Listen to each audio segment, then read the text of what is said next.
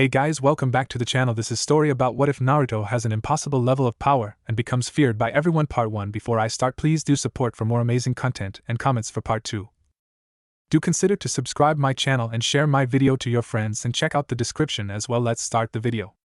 On October 5th, a small 6-year-old boy with blonde hair and 3 defined whisker marks on both cheeks was curled up into a ball to protect himself from what he knew what was coming. On the days leading up to the festival of the defeat of the great nine-tailed demon fox, the beatings he received would be at their worst. He didn't know why he got these beatings, although he had some clues that saddened him to know, and that everyone in the village, with the exception of the Hokage and the family that owned the ramen stand, hated him. When the villagers showed up, they ransacked his apartment and beat him to near death. He usually withstood a few minutes of it still awake, but it seemed that there were a few more ninja in the mob than usual, and he slipped into a state of unconsciousness. Naruto woke up in a corridor, resembling a sewer with water dripping from the ceiling into a shallow pool of water that was ankle deep. Having no idea where he was, his mind sat to explore his surroundings. He wandered aimlessly, trying to find out where he was, when he came into a massive chamber which housed a huge cage. In the middle of the cage was a symbol with the word seal on it. Naruto isn't stupid, he knows what this is now. He's knows it from the villagers that talk about the fox demon, and the things that they say to him make sense now. The things that the third Hokage told the ANBU when they say something with the word demon in it, making things even more clear to him. He now understands why everyone hates him, why everyone tries to kill him, and why no one will let their children near him. The nine-tailed fox demon is sealed inside of him. He knows this now, but he decides to feign ignorance and act as an idiot to throw people off, trying to make them see that he isn't a monster, at least for now. Naruto walks closer to the gate, but not too close. He sees something with a red aura come closer to the cage. Naruto's assumptions are proven correct when a massive face of a fox came into view. "You have finally come, child. Tell me, what is your name?" came a feminine voice from the cage. Naruto looked on, gobsmacked. The beast of death and destruction itself was being polite. He was at a loss for words. The fox seemed to notice this. "What's wrong, child? Not what you expected?" it asked. Shaking his head out of his shock, he stood up. "I didn't think you would be this polite for a demon lord. I would have thought you would have tried to have my head for being trapped here," Naruto said. A small laugh was heard from the cage. "Child, I am by no means a raving demon lord hell-bent on death and destruction. What transpired 6 years ago was not my doing, or not entirely," the demon explained. Naruto looked skeptical. "If that's true, then what exactly happened?" "Actually, never mind that right now, I'll ask you later. Right now what I want to know is why you sound like a female. The stories make you out to be a male because of everything that you had done," Naruto questioned. "That's very insightful of you. I am female, as you so rightfully found out. Hold on a second, let me help you a bit. It is hard talking to a 30 stories tall demon, isn't it?" she asked. The massive figure of a fox blazed red, and it changed into a human form. When the red glow receded, Naruto could see a beautiful woman with vibrant red hair that ran halfway down her back, a fairly large chest size, and what Naruto found that captured his attention the most. Her eyes were an exotic blood red with a black slit in the middle. She wore a glittering black kimono with a symbol of a fox on the front. Naruto, regardless of his age, couldn't help but get a nosebleed from it, exerting a giggle from the fox woman. "I'm flattered that I can get such a reaction from my container. Speaking of which, you never did tell me your name," she said. Naruto smacked the back of his head for forgetting his manners. "Sorry, my name is Naruto. Naruto Uzumaki. What yours?" he asked. She seemed to think about it for a moment, shocked that he would ask her such a question, clear on her face. "You're the only one to ever see me, so I guess I could tell you my name. You know my title as Kyubi, the nine-tailed fox, but my name is Hitomi. Just don't tell anyone," she said. Naruto nodded his head. "Okay, Hitomi, I won't tell anyone. Not that it matters much. I'm leaving this village as soon as I can," Naruto told her. Hitomi tilted her head to the side a little bit, intrigued at this little piece of information. "Naruto, child, why are you leaving?" she asked. Naruto looked at her with a heavy look. "There is only so much hate I can take. I want to leave this village and go find somewhere that will accept me and not hate me for having you locked up inside me," Naruto explained. Hitomi looked at Naruto for a moment before she gave a sigh. "If you really are going to leave this village, then I think it is imperative that you learn how to defend yourself. For that reason, I will train you in an ancient form of chakra manipulation. You will find that no one on this planet besides you will have this skill. It is ancient and extremely powerful, and is my favorite skill above all the skills that I possess," she told him. Naruto's face adopted an ecstatic expression. "Really, Hitomi? You would do that?" Naruto asked, on the brink of tears. "Yes, Naruto, really. I'm not like those villagers and ninja in your village. I will stick by you, partly because I have no choice, but I really do want to help you," she said. Naruto did cry after that, a river of tears hitting the water on the floor. Okay kid, here's what I think you should do. I want you to go to sleep and go to your Hokage and ask for a little bit of money for food, seeing as the villagers most likely stole anything and everything of value from you. Now before I send you off, I have a parting gift for you. This will hurt, but it will protect you from now on. Fox Defense Chakra. Release. She said, forming a few weird seals with her hands. Next thing Naruto saw was being surrounded by red chakra, and he felt it rip into his skin, effectively knocking him out. Naruto woke up a few hours later, all the wounds he sustained from the villagers' attack from last night now completely healed. Naruto thought back to that strange dream that he had with Hitomi. It was no dream, Kit. I said that I would be there for you, and I intend to keep my word. Hitomi's voice sounded in his head.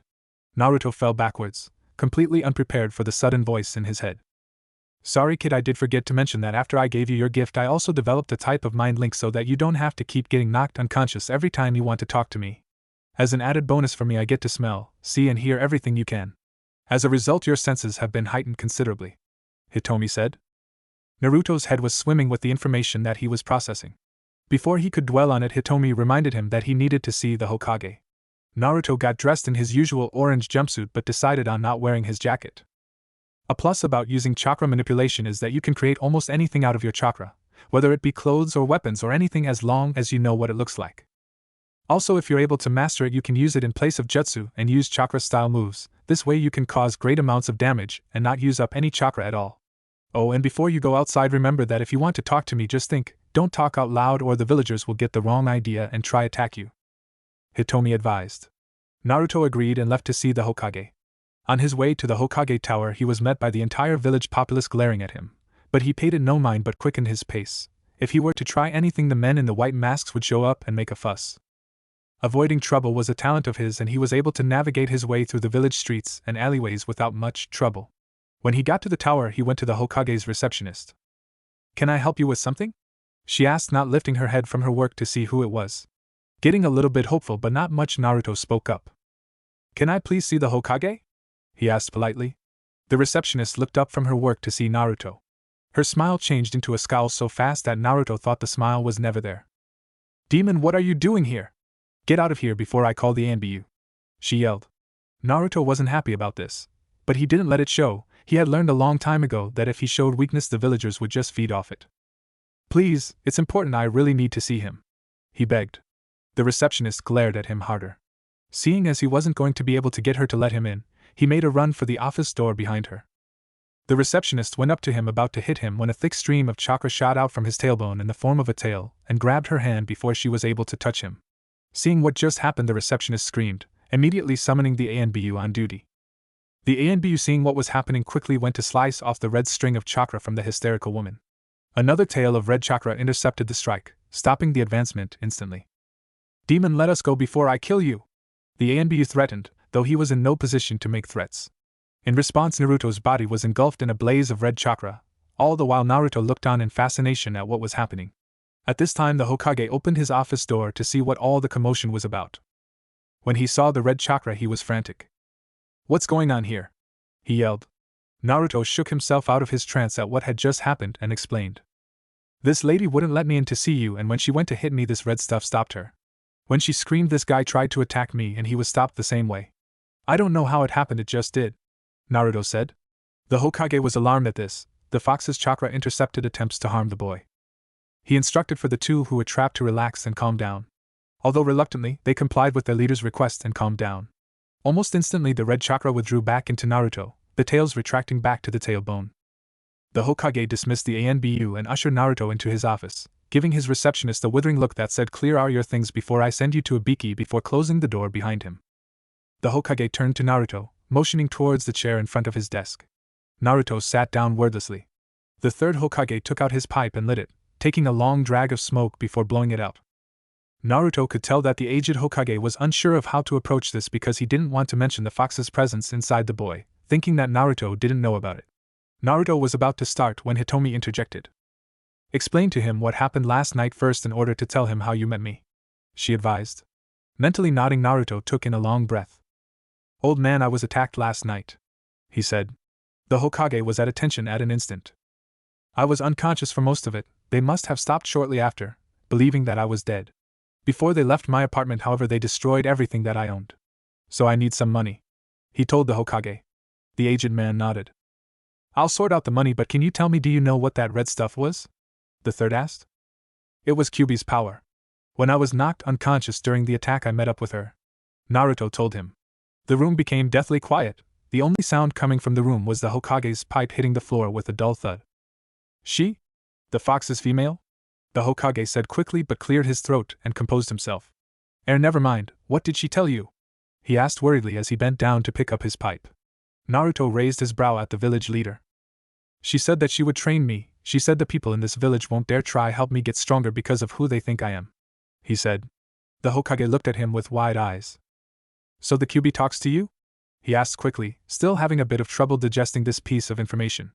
As well as that he is concerned what the fox was telling the boy. Naruto nodded at the Hokage's question.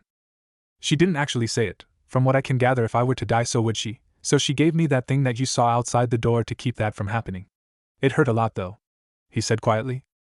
I can see that he is concerned with you talking to me, thinking that I'm trying to warp your mind, Hitomi commented. So you're saying that the fox gave you some type of absolute defense? The Hokage asked. Naruto nodded. He is smarter than he lets on, the Hokage thought. Whatever that thing she gave to me, defends me, so I guess so, Naruto replied. The Hokage let loose an aggravated sigh. This could prove really bad. It might kill people if they're not careful, and I don't know how much longer I can protect him if that happens, the Hokage thought wearily. After he gave Naruto the money he asked for, the Hokage let him leave. The old man called for his most loyal ANBU. They were going to have to keep a closer eye on Naruto from now on, not knowing their masked feelings for the demon container, thinking that they honored the late fourth Hokage's wish. Naruto was on his way home to his apartment when a mob of angry villagers surrounded him, seemingly coming out from nowhere. They must have found about his meeting with the old man and set up this ambush. Demon scum, today you die, a villager yelled. There is a loud cheer of approval throughout the mob as they advances on him. However, their progress was halted when ANBU appeared in front of them. No one will do anything until we have our fun with it, one of the ANBU said, making the villagers erupt in cheers. Kid, we are going to have to step up our plans a bit. I want you to will yourself to dissolve into chakra and get away from the village, or there's a very strong chance that you might die, even with your new defense and healing abilities, Hitomi ordered while silently beginning to convert her container's body into chakra to help him. Naruto mentally nodded and visualized to be anywhere but where he was and willed himself out of there. Just as the ANB were about to strike Naruto's body with their swords, Naruto's body vaporized into blue and red chakra and it dissipated like smoke. Villagers cheered, thinking that Naruto had been done away with. Their celebrations were short-lived, however, when they heard the thunderous voice of the Hokage, who had seen everything through his crystal ball. The only thing going through their minds were the thoughts, we are so screwed.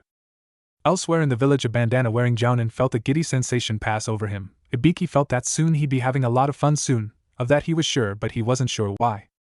Naruto rematerialized from the chakra a few miles outside Konoha. Hitomi, what was that? He asked. His tenant's reply was a little bit shaky, but he couldn't tell what for. It was an experimental chakra technique that teleports a person away by dissolving their body into chakra. There is a chance that the user can lose parts of his body if it's done wrong, she answered. Naruto took a moment to digest this information before his expression turned into one of amusement. Then I'll just have to be very careful with who I teach this to. Maybe I should put it down as a forbidden technique, he asked. Hitomi just shrugged and told him to do what he wanted, recovering from whatever it was that had her shaken up. Naruto smirked. Things were going to be different from now on. Naruto collected himself and started walking, with only Hitomi, the money that the Hokage had given him, and a dream. His dream, to create his own village. For once I'm looking forward to my birthday, he said out loud with a smile. Naruto had been walking for about 2 days straight with Hitomi teaching him how to use his chakra.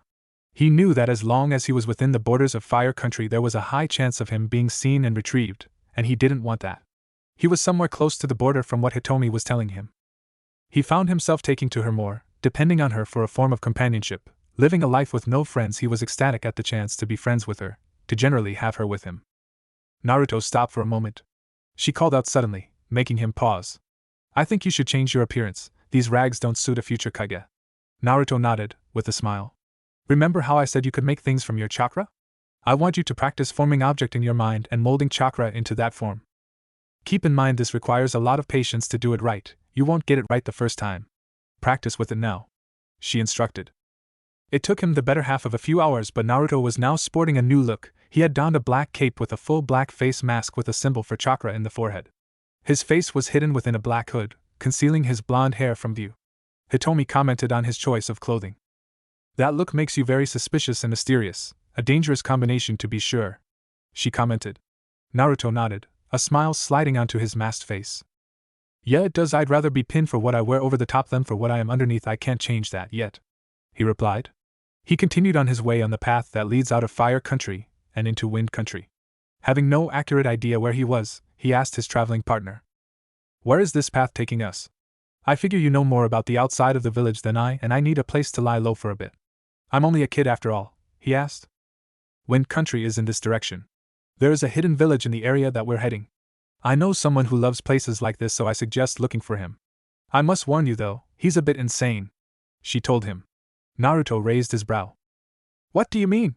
Naruto asked. He had no problems with meeting new people, but hearing what whoever it was insane made him edgy. He had met people like that before, he'd rather not again. Let's just say that Shikako acts like you did before you left that village, loud and boastful. It was funny because he's the weakest among us tailed beasts, she said with a slight chuckle. Naruto shook his head. I should have known. Naruto walked up the tree and sat on one of its trunks and dozed off. Back at Konoha, the Hokage was informing all Jounin ranked ninja about what happened to Naruto, saying that by some miracle he had survived the attempt on his life that the foolish villagers and now XANBU members had participated in. Lord Hokage? Are you telling me that thing is still alive out there? One of them asked. The Hokage's features grew dark at the remark. That thing was wished by the fourth to be viewed as a hero of the village. He asked the village to view the boy, his own flesh and blood, his own son, as a hero. I'm sure that if he were alive today he would kill everyone who laid their hands on him with anything short of respect. Last time I checked I was the only one who did such a thing. The third growled. To say that all the Jounin were slack-jawed at this revelation was a severe understatement. What was just said will not be mentioned outside of this office. If I catch wind of anyone saying anything to anyone that isn't here right now, they are to be executed on the spot. Do I make myself clear? He said, his voice calming down, yet the seriousness in his voice remained. Yes, Lord Hokage. All the Jounin said in unison, still trying to get over the shock of Naruto being the son of the fourth. Now that is out of the way, I can get to the real reason I summoned you all here. Naruto told me before he fled the village that he was receiving training from the fox. Every time one of you goes on a mission outside the village, be extremely careful. There is no telling what he is capable of with the fox's training. If you see him, try to coax him into coming back. This will be considered an ongoing S-class mission. Dismissed, he said, shooing them away with a wave of his hand. All of them filed out of the office, all but one. The third looked at the lone Jounin. Kakashi, take a seat, we have a lot to discuss. The cycloptic scarecrow Jounin sat down, his visible eye clouded. Naruto was a light sleeper. He had to be in order to stay alive in the village. This was no different. Naruto was alerted to someone approaching him in the trees. Naruto manipulated his chakra into a chain and chained the person to the tree he had been standing on. Naruto turned his head to the person lazily. Can I help you with something? He asked. He got no answer from his captive. Naruto sighed. Fine, be like that, I'll just leave you there, and you can die a slow death. He leaped to a nearby tree when the person spoke up. I'm here to offer a business proposition to you.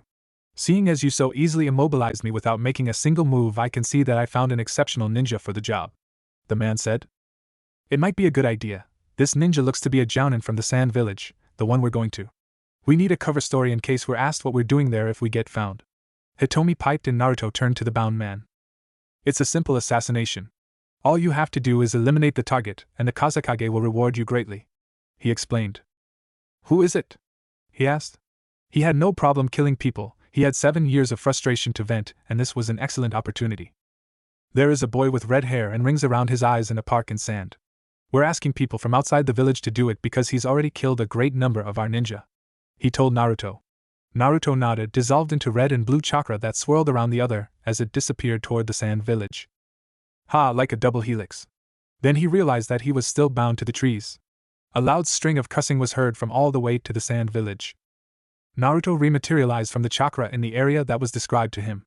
It had been lucky he had Hitomi guide him, otherwise he would have gotten lost, although how she knew her way around was a mystery to him. It was a good thing that guy took you for an actual ninja. Your new outfit does you credit. He didn't even ask who you were but took you at face value because of your appearance. That is a fundamental part of this world, Naruto. Deception is key. Naruto nodded his head in agreement. Naruto observed the area around him. They found a group of kids playing with a ball at a park. The ball got launched into a tree out of reach of all of the kids.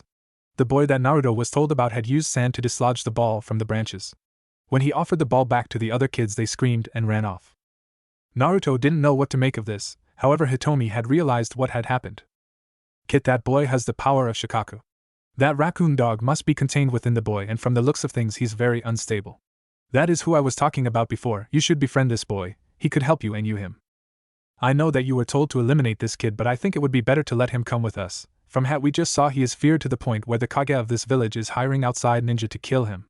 Naruto nodded at Hitomi's wise words. He walked up to the boy, who had a miserable expression on his face. Hey kid, what's your name? He asked. The boy was startled at his voice, and sand shot out at Naruto. Red chakra surrounded Naruto. 3 tails of chakra sprung from his backside, battering the sand away. The redhead looked frightened. Obviously he hadn't been expected that to happen. Come on kid, I'm not going to hurt you. What's your name? He asked again. The redhead was reluctant but took his time, still scared out of his mind. No one had ever gotten through the sand's attempts to attack them. Gaara, my name is Gaara, he said, his voice quivering with fear. It's nice to meet you, Gaara. My name is Naruto.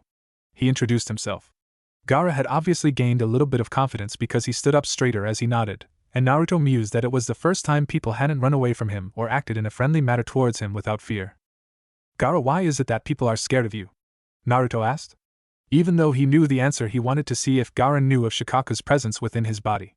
Gaara immediately seized up, the sand on the ground jumping up around him, proving his agitated state. It's the sand. People can't get close to me in fear that the sand will devour them. The sand talks to me, tells me things, tries to make me do things, wants me to kill people, he said, his voice becoming more of a whisper as he went. Kid, tell him to go to sleep so that coward will come out. I will need to talk to him, but I need control of your body, or a moment. I can't stay in control for very long because of the seal, so best make this a quick talk. Maybe you should knock him out instead, but do it subtlety. If he knows you did it, he won't trust you at all. Naruto looked a little bit worried but complied with her request. He sent a rush of chakra at Gaara, bypassing Gaara's sand defense and smacking Gaara in the head. Gaara's body went limp and sand started whirling around him, forming a warped figure. Eventually Gaara's whole body was consumed by sand, and it started to grow in size. Hitomi, who had control of Naruto's body, had engulfed the body in her demon chakra and surrounded Gaara's possessed body with it, stopping its growth. Shikaku, stop this at once. Don't make me have to pull out your tail. I, the 9 tails, demand you stop this instant. The sand form of Gaara stared in fear at Hitomi, Naruto's eyes a crimson blood red as a result of her chakra. The Gaara-possessed figure stood stock still, the star pupil shrinking in fear. Kyuubi! What the hell are you doing here? He yelped in surprise and fright. Hitomi glowered at him. I'm here for your container. I and my container recognize that because of you, your container will soon lose whatever humanity he's got before he becomes a psychopath bent on killing others for a living. That is, unless you stop your attempts of trying to get free when he falls asleep. You will stop trying to control this boy and escape. Do I make myself clear? The seriousness of her voice was so intense that it made Shikaku flinch. The sand demon nodded rapidly. I won't ever possess his body again unless he's in danger of dying. I swear on my tail, he said quickly. Kyuubi nodded and withdrew her chakra, returning to her cage and giving Naruto control of his body. Gaara, who was no longer being possessed by his demon, was going through a similar change, his transformed body turning back to normal, the sand dropping to the ground. Gaara looked at Naruto with wide eyes. What did you do? I don't feel the presence of the sand talking to me, telling me things, Gaara said in disbelief. Naruto smiled a small smile. You don't have to live in fear of being controlled again. The demon has been dealt with in a way. However, I want to test something. He summoned a rock from the ground with a bit of chakra and tossed it at Gaara. Like last time, sand intercepted the rock, batting it away harmlessly. Naruto nodded, and then his face morphed into a serious expression. Gaara, I won't lie to you, a ninja from this village asked me to kill you. Gaara edged away quickly, but Naruto put up his hand asking him to stop. I, however, changed my mind after seeing why they asked me to. You will never be liked here, always be feared for the sand that protects you. I want you to consider coming with me, traveling the world and eventually creating a village where people like us aren't hated and feared. Think about it. I'll be here tomorrow waiting for your answer. Now go enjoy your freedom. I'm sure you have a lot of sleep to catch up on, Naruto said with a warm smile. Gaara didn't need to be told twice and left for home, elated at the chance to get some sleep. Naruto, true to his word, was there the next morning, sitting in a meditative stance while floating several inches off the ground, a blue hue surrounding his body, his face scrunched up in concentration under his mask. Gaara, you came, good. What did you decide? Naruto asked when I cracked open as he floated above the ground. Naruto noted that he had a pack on his back. Gaara seemed to hesitate in his answer. Where are we going? He asked. Naruto set his feet on the ground and stood up. First off, we're getting out of this village. There's nothing here to do or anything of importance here to get. He was about to use his double helix traveling technique when Hitomi stopped him. Kid, his body won't be able to travel with you with that technique. You're fairly adept at chakra manipulation, but this boy is not. You have to go on foot, no matter how inconvenient it is. Naruto nodded his head, although reluctantly. There's been a slight change of plans. We're going to have to go on foot seeing as you're not capable of traveling with me yet. When we get out of here, I promise I'll train you to be able to as well. Now, since you've lived in this village, could you lead the way out of here? He asked. Gaara was about to start walking when sand sprang from the ground to deflect some incoming projectiles, Naruto's red chakra doing the same. Naruto glared at the place where the thrown shuriken had come from. What are you doing here? You're not authorized to be here, An of the ninja shouted. Naruto turned his masked face to the sand ninja. That's okay, we were just leaving, come on Gaara. The red-haired boy went behind Naruto, and they walked a couple of steps when the sand ninja advanced on them. You're associating with that monster? Said the leader, giving a silent order to surround both demon containers. Let me leave with Gaara in peace. I don't want to have to kill you. I'm taking him away from your village, isn't that enough? Naruto asked calmly, unnerving some of the sand ninja. The leader, however, wasn't fazed. You snot-nosed brat, I was going to let you live, but you just changed my mind. Kill them both, he ordered. Naruto smirked under his mask and tapped into all of the sand ninja's chakra pool and grasped them like Hitomi had said to, causing all the sand ninja to stop in their tracks. Naruto let out a loose chuckle. If any of you move, I'll squeeze and you'll experience a world of pain like no other, unless you let us go willingly, Naruto said, giving their chakra pools a slight squeeze. Who are you? The leader squealed in fright. Naruto laughed hard at this. I'm the chakra demon, Naruto said plainly. Hitomi giggled. Nice name, Kit, if I don't say so myself. Thanks, I got the idea from you, Naruto replied. One sand ninja made a move to his kunai pouch. As he touched it, he let out a blood-curdling scream and his body fell limp, his body falling like a dead weight. The man's comrades looked on in horror. Naruto saw this and smiled a sinister smile at what that technique had done. The sand ninja ran away as fast as they could. Kit, I sense a great number of chakra signatures at the gate. They're trying to ambush us, Hitomi informed her jailer. Naruto smiled at the development. Gaara, when we get to the exit, I want you to watch closely at what I do. I'm going to teach you how to do these things, Naruto advised his new companion. Gaara nodded. They proceeded to the village exit. Naruto, using his stealth abilities he developed back and leaped to avoid being detected, instructing Gaara to mimic his movements as to minimize the chances of being seen.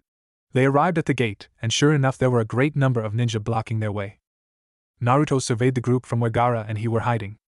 From the looks of things, they're Chunin, Jounin, and Anbu, Naruto thought. They walked slowly to the gate and the mob of ninja. He walked up to the mob and stood there. He wanted to test out something else. Hey, I recognize you from the team of ninja that attacked us just a few moments ago. If you were smart, you would have kept running and quit as a shinobi. You'll be joining your friend in a moment. Naruto's body dispersed into chakra and flew at the group of ninja in the form of the double helix. However, when the helix hit the ninja, instead of just passing through them, it drilled into their bodies. Within seconds, the mob of 30-plus ninja dropped to the ground dead. Naruto materialized from the chakra, close to Gaara, scaring the red-haired boy. The path's clear, we can go now, he said. Naruto walked to the gate and looked back at Gaara, who was quivering at what he saw Naruto do. Gaara, our lives will be like this for quite some time. There will be people who fear us and those that respect us, as well as people like these villagers who hate us. We can't run from it, we must tackle it head-on if we want to survive. If push comes to shove, we will have to fight back, and if we must, kill them. Come on, let's get out of here before more ninja show up. Gaara nodded slowly and both demon containers ran out of the hidden village of sand. Naruto and Gaara were several miles out of the village when Naruto signaled them to pull over. They had gotten out of the desert and found themselves on the edge of a thick forest. They took a quick stop at the base of a large tree. Naruto needed to tell Gaara about the demon inside of him. If the red-haired boy was going to be traveling with him, he felt it only fair that he know what dwelled inside of him. Gaara, there are things that I neglected to mention to you within the village.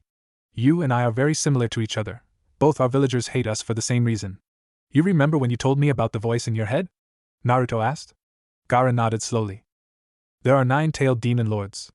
The first demon lord has 1 tail. His name is Shikaku, and he's a sand raccoon, Naruto said. Gaara stared at Naruto as if he were crazy. He's also the most insane out of all 9 of the tailed beasts, raving on blood and killing people. He was sealed into a boy. That boy is Gaara, Naruto said, observing Gaara's reaction.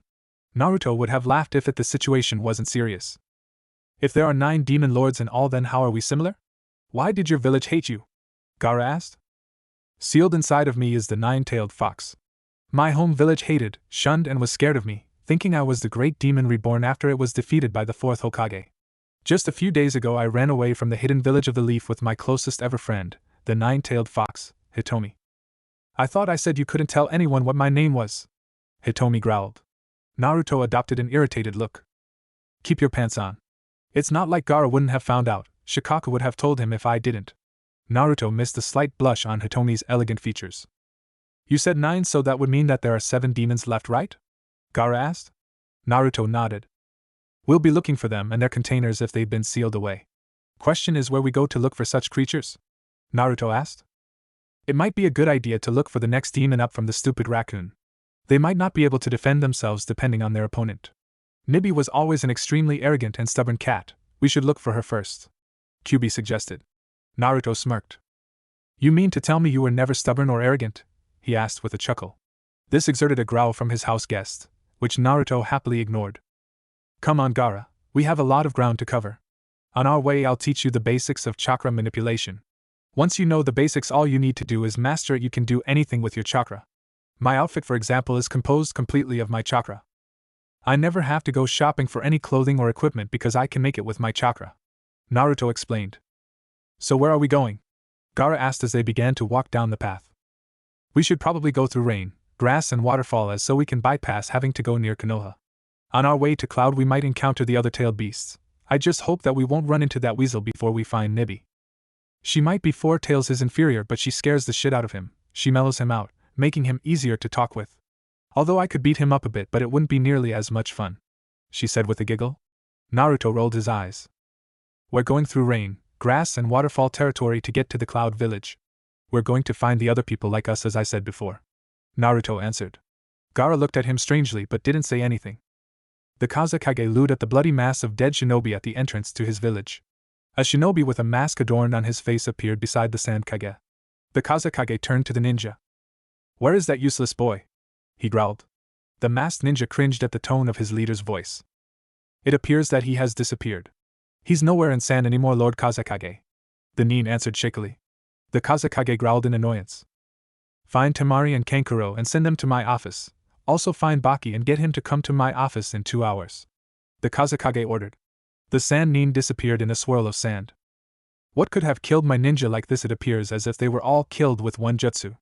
Damn it, this village is weak. No matter what I do, it's always weak, he grumbled. He disappeared into his office to meet the faces of his children -1. You wanted to see us, Lord Kazekage? A blonde girl with 4 ponytails asked. Your brother has disappeared from sand. You two will go with a jounin to find him. You will be going to see our allies in Fire Country to see if he has passed through there. You will search for him until the end of the year, so that gives you a total of 2.5 months to look for him. He is very important to this village and must be reacquired. Think of this as early mission experience before you become shinobi, he said. The 2 kids nodded and accepted their task before quickly leaving the office to leave the Kazekage with his thoughts. Naruto and Gaara had been traveling towards rain for a few hours. Naruto! Gaara called. Naruto stopped and looked back at Gaara, who was trailing him by a good few meters. Gaara's face was red and sweaty. You might want to consider slowing down just a little bit, or even stopping. He looks like he's about to pass out, Hitomi advised. Naruto smiled slightly. Even though he knew Gaara wasn't used to walking so much, he was giving it all he had to keep up with him. You're not used to the traveling life yet, you will be. Just give it a couple of days and you'll feel less tired. While we rest I can teach you the basics to manipulation of chakra. This is something I wish for the village I wish to create, take up as a basic taijutsu style, Naruto said as he sat on a tree trunk. You know what chakra is, don't you? Naruto asked. He explained and demonstrated how to do it. Gaara picked up surprisingly quickly and Naruto praised him for his progress. They were about to set out again when Naruto's heightened sense of smell caught the scent of someone who had been watching his teaching Gaara of chakra manipulation. Naruto's body dissolved into wisps of chakra, shocking Gaara and the onlooker. Said onlooker found himself bound to a tree seconds later. Enjoying yourself? Naruto sneered. Naruto noted that the watcher was a rain nin, so he was probably on board a patrol. The rain nin struggled with his bonds, attempting to flee the area but to no avail. You're a ninja? You don't look like much, but I know from experience that appearances can be misleading. Chakra rupture. Naruto's hand glowed a faint red and rammed it into the Rain Nin's shoulder, exerting a holler of pain. I didn't say that I was going to teach you now, did I? And no matter, you can be my new guinea pig for a new technique. Chakra style, memory wipe. Naruto's finger glowed a faint white, and he touched the Rain Nin on the forehead. Rain Nin's body went limp. Bugger, I guess it was too much power, his mind's gone blank, literally. Naruto said, surprised. Maybe you can use that to your advantage.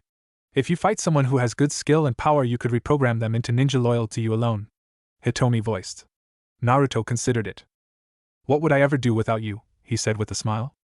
You would die.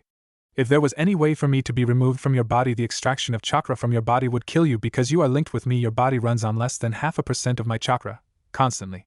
If I were to leave you completely, not even I wouldn't survive the separation. Hitomi told him. Naruto was astounded, he never knew that. So that means that we're going to be together for the rest of our natural life? He asked. No, Kit, not natural life. You will live far longer than you ever could without me. The older you get, the more traits you will develop from me, the more traits you inherit, the longer you live. Hitomi told the awestruck boy. Naruto shouldered the Nin and went back down to where Gaara was. Gaara gave a questioning look at the Rain Nin. This guy is going to be your practice dummy for your manipulation skills. Don't worry about him though, he's brain dead. Naruto ordered the Rain Nin to stand still and not move. Gaara did as he was told, and started practicing. With Naruto's guidance, Gaara grew skilled in the art of manipulating his chakra. Good job, Gaara, you've mastered the first stages of the skill. However, to use these abilities properly, you need large reserves of chakra. The more chakra you have at your disposal, the more damage you can inflict. For this purpose, I've developed a sealing technique. It's really simple, all it does is stores all your excess chakra while your body creates chakra to replace it. This helps when you're in a hard spot with dwindling chakra stores. Naruto explained. Gaara accepted the seal and slumped down to the ground, his body not used to having its chakra sapped like that. Naruto molded chakra into a ball and bored a hole in a massive tree. Satisfied with the makeshift shelter, Naruto set Gaara down inside it.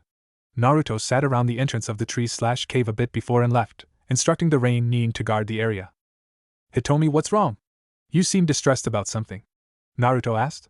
Hitomi had been agitated about something and Naruto wanted to know what.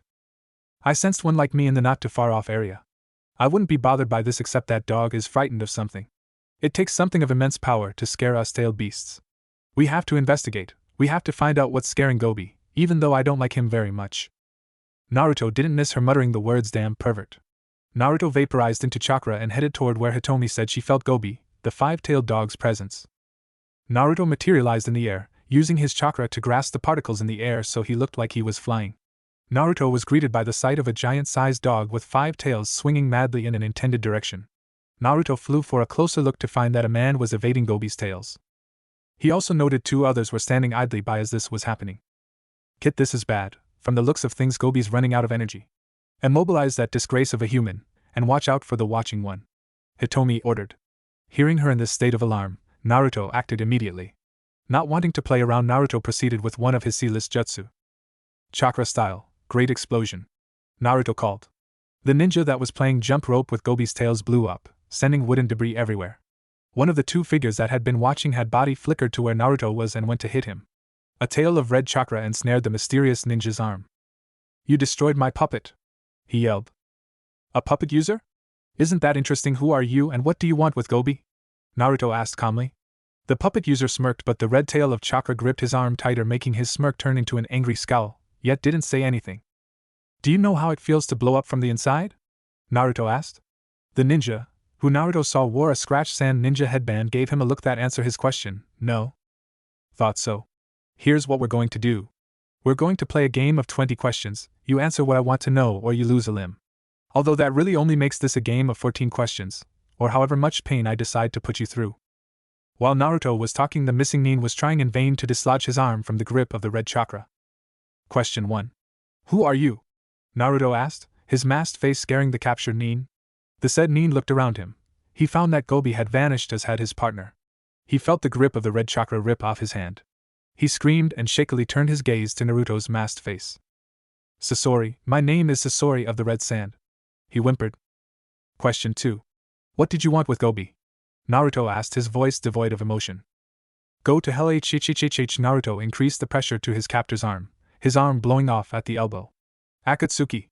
I was going to capture the demon for the organization Akatsuki, Sasori said quickly. 3. What is this organization? Sasori was very pale, possibly because he was missing about half of one of his arms. Naruto growled, making Sasori tremble in fright. Akatsuki plans to capture all the legendary tailed beasts.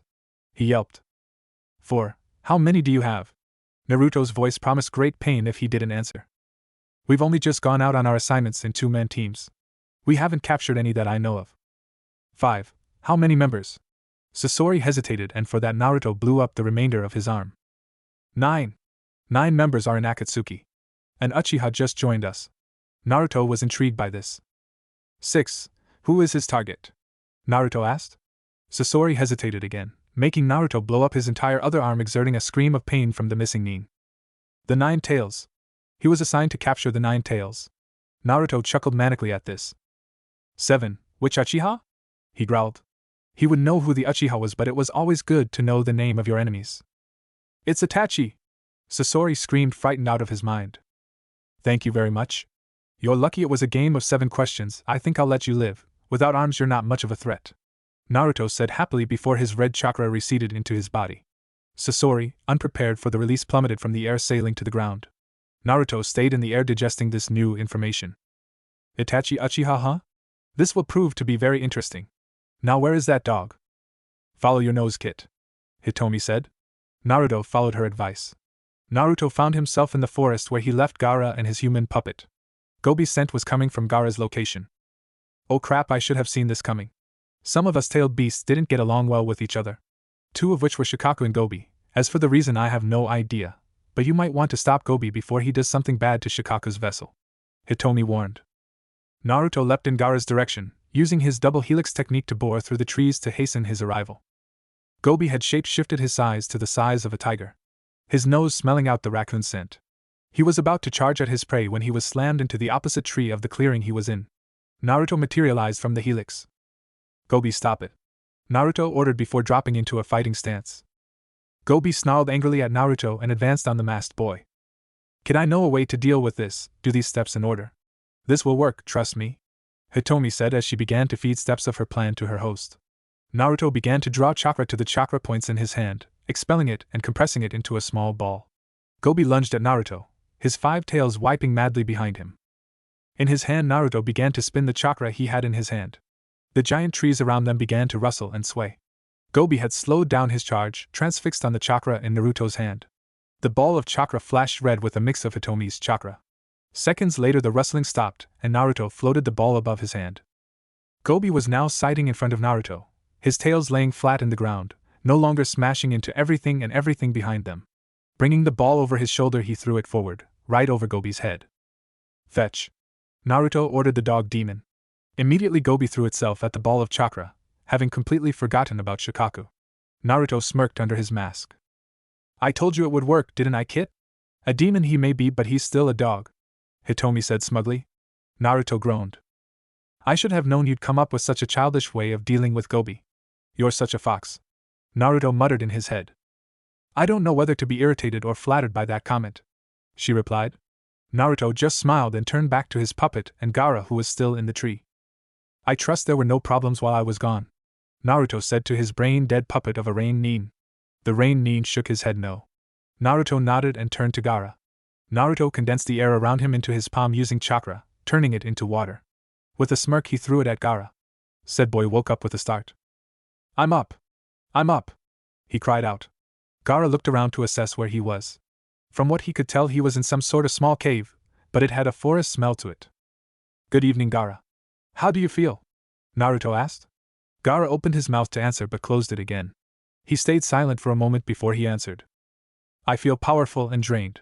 The redhead boy looked around him and saw the rain nin from before and a massive dog playing with a ball. He turned his head to Naruto, a questioning look on his face. Something's happened while you were unconscious. I'm sure that Shikaku is informing you on who that is. This is not a good sign. We have to pick up the pace and get to Cloud as quickly as possible.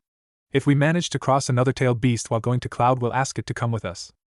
Safety in numbers is our safest option at the present time. I'll fill you in on the way, he said. Naruto turned to Gobi and cancelled the chakra that Gobi was playing with. Gobi looked startled for a moment before his gaze met Naruto's masked one. The dog demon rose from his crouched position, his tails flying madly behind him, dealing light damage to his surroundings. Naruto flared Hitomi's chakra around his body, the blazing chakra enveloping him in a red glow. The five-tailed demon was no stranger to this chakra, and he knew that if he wanted to live, his next few choices would be critical. Kid, let me speak to him. Without him being sealed into a human, he will never be able to understand humans speak, only read the emotions and the body language of others, informed Hitomi. Naruto mentally nodded and let his tenant take control of his body. The chakra surrounding Naruto became more defined and took the shape of a fox, 9 tails swishing behind him lazily. Naruto opened his eyes, his normal ocean blue changed to a blood red with a slit for a pupil. With his eyes the only noticeable feature on his face, Naruto looked quite menacing. Having his eyes change color while leaking Hitomi's chakra was enough to scare the dog demon in front of him. His whole body went rigid. Gobi, those people you met earlier are dangerous. They are searching for us, the tailed beasts. I want you to come with us. We are safer from those people who call themselves the Akatsuki in large numbers. I'm not telling you what to do, but for your own safety I suggest you come with us, Hitomi said. Gobi gave a few barks and growls in response. We're going to find the weakest among us. Having you come with us eliminates the task of finding you later. My vessel will be choosing a place where we can hide safely, a hidden ninja village which does not fear us but respect us, Hitomi explained. A bark a few seconds later was his answer. Kid, he says that for his own sake he will accompany us. His sense of smell is far better than mine, so he will be able to sniff them out better than I can, Hitomi said to Naruto. Naruto mentally nodded. Hitomi, one last thing. Tell him to drop all hostilities with Gaara and explain to him the concept of a demon being sealed into a human. When he understands that, we can proceed, Naruto asked. She did as she was asked and relayed the message to Gobi. He snarled at Gaara but didn't do anything more. As Hitomi relinquished control of Naruto's body back to Naruto, he went immediately on the defensive, Gaara and Gobi doing the same. A Rain Border Patrol most definitely felt the bursts of chakra that we released earlier, Naruto informed his companions. They will be on us in half a minute, so be calm and don't panic. They will most likely take us to the village, which is where we want to go. They stood on guard as the approaching ninja drew closer. A team of Rain Nin were headed towards where they felt the explosion of chakra.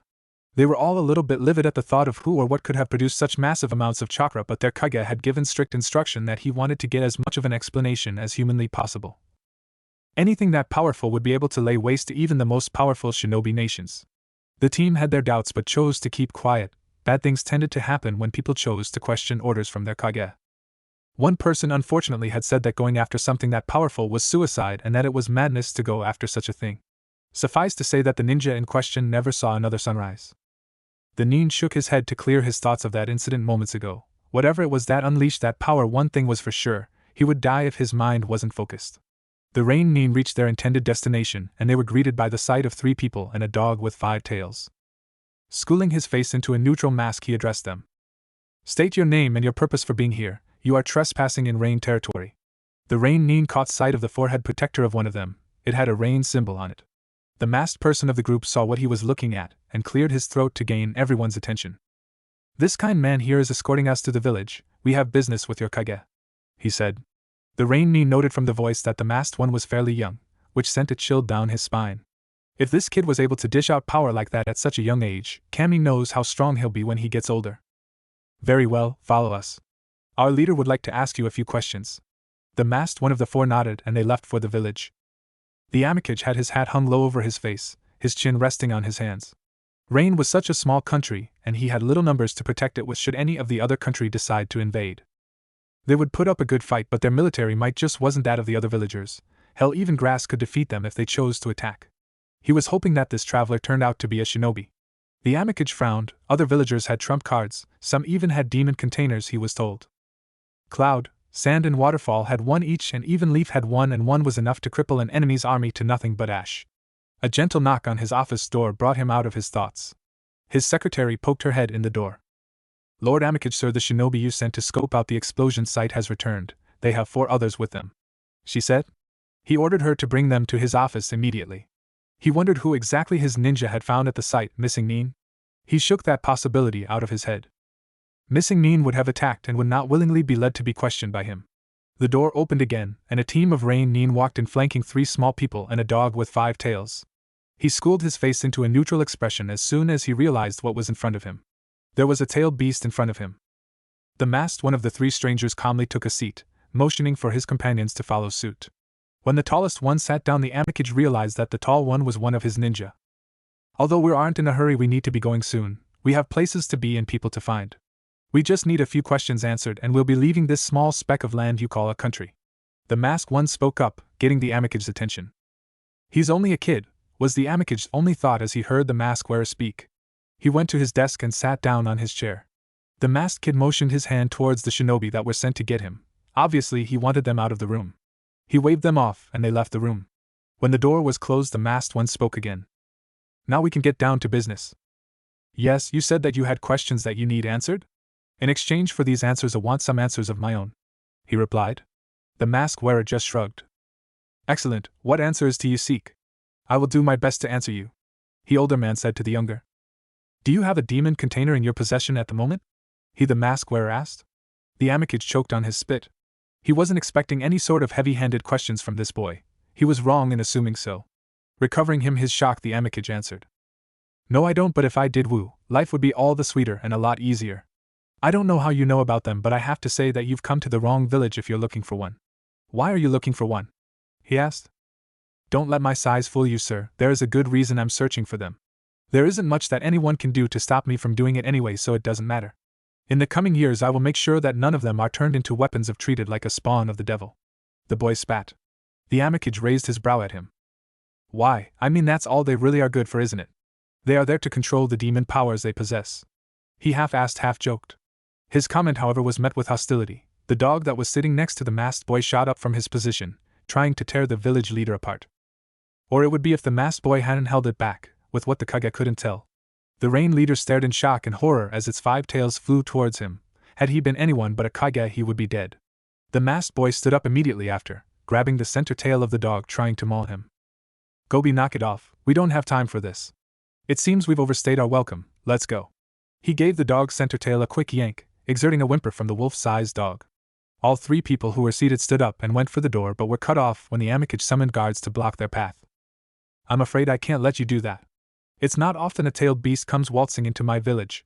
I'll be taking it off your hands if you don't mind, said the rain leader, his voice leaving no room for argument. Boys, it seems that they've blocked off the exit. Let's make a new one, he said, extending his arm with his hand outstretched. It flashed blue and the wall in front of him blew forward like a freak wind had come in and blown it off. The redhead turned his head to the rain shinobi and spoke for the first time. I'd advise you not to come after us. There is no telling what my leader will do if you follow. The masked and the red-headed boy and Gobi vanished in a blue vapor out the hole in the wall. A split second after, the Amikage ordered all the shinobi in the area after the demon dog, but were unprepared for the shinobi that accompanied the masked boy to explode, raking with him a few of the men close to him. In the streets of the village of Rain, a mini tornado picked up, depositing 3 bodies which landed on their feet. Looks like it's going to be a lot harder to get out of here than I thought. I didn't think he would be that stupid, but he proved me wrong. I smell ninja coming toward us. We have to hurry if we want to refrain from hurting anyone, yet if worst comes to worst, I will make an example of those that go against me when it comes to people like us, he said. Naruto turned a corner, and red chakra leapt off his body, incinerating a shuriken aimed at him. He looked beside him to see Gaara with a wall of sand erected in front of him, kunai and shuriken embedded in them. On his other side, Naruto noticed Gobi was snarling at some Rain civilians, his gaze lit up with killer intent. Naruto was entranced at what he saw. Gobi had killed someone with nothing less than a look. Why don't you try it, kid? I'm not sure just how wide your chakra can expand or how many people you can ensnare in a mass murder technique I want to teach you, so you need everything can think of to get out of this alive. Once I'm done making the proper altercations to your body from in here, you won't need to worry about something like that. Now back to the present situation. To do that stare of death technique, all you have to do is apply so much killing intent solely to your eyes that those stupid enough to look will die of fright. It's extremely effective when you're low on chakra, but soon you won't have to worry about that. Now get out of this small cesspool of a village, Hitomi said. Naruto heard her lay herself on the ground of her cell and go to sleep. A thought came to him. He needed to change her accommodation. A cell simply wasn't going to do. Naruto was snapped out of his reverie by Gobi nudging his leg with his head. Naruto looked around him. He noticed that Gobi, Gaara and himself were surrounded by the native village's shinobi. He cursed inwardly. I wish I knew that mass killing technique Hitomi was talking about. He heard his tenant mumble something before he felt a sudden sting in the back of his head. He felt himself gather some chakra in his hand. He held his hand up in the air and strings of chakra shot from his now glowing fist, the strings attaching themselves to the surrounding shinobi, all save one. He let loose a stream of demonic chakra through all the strands of chakra.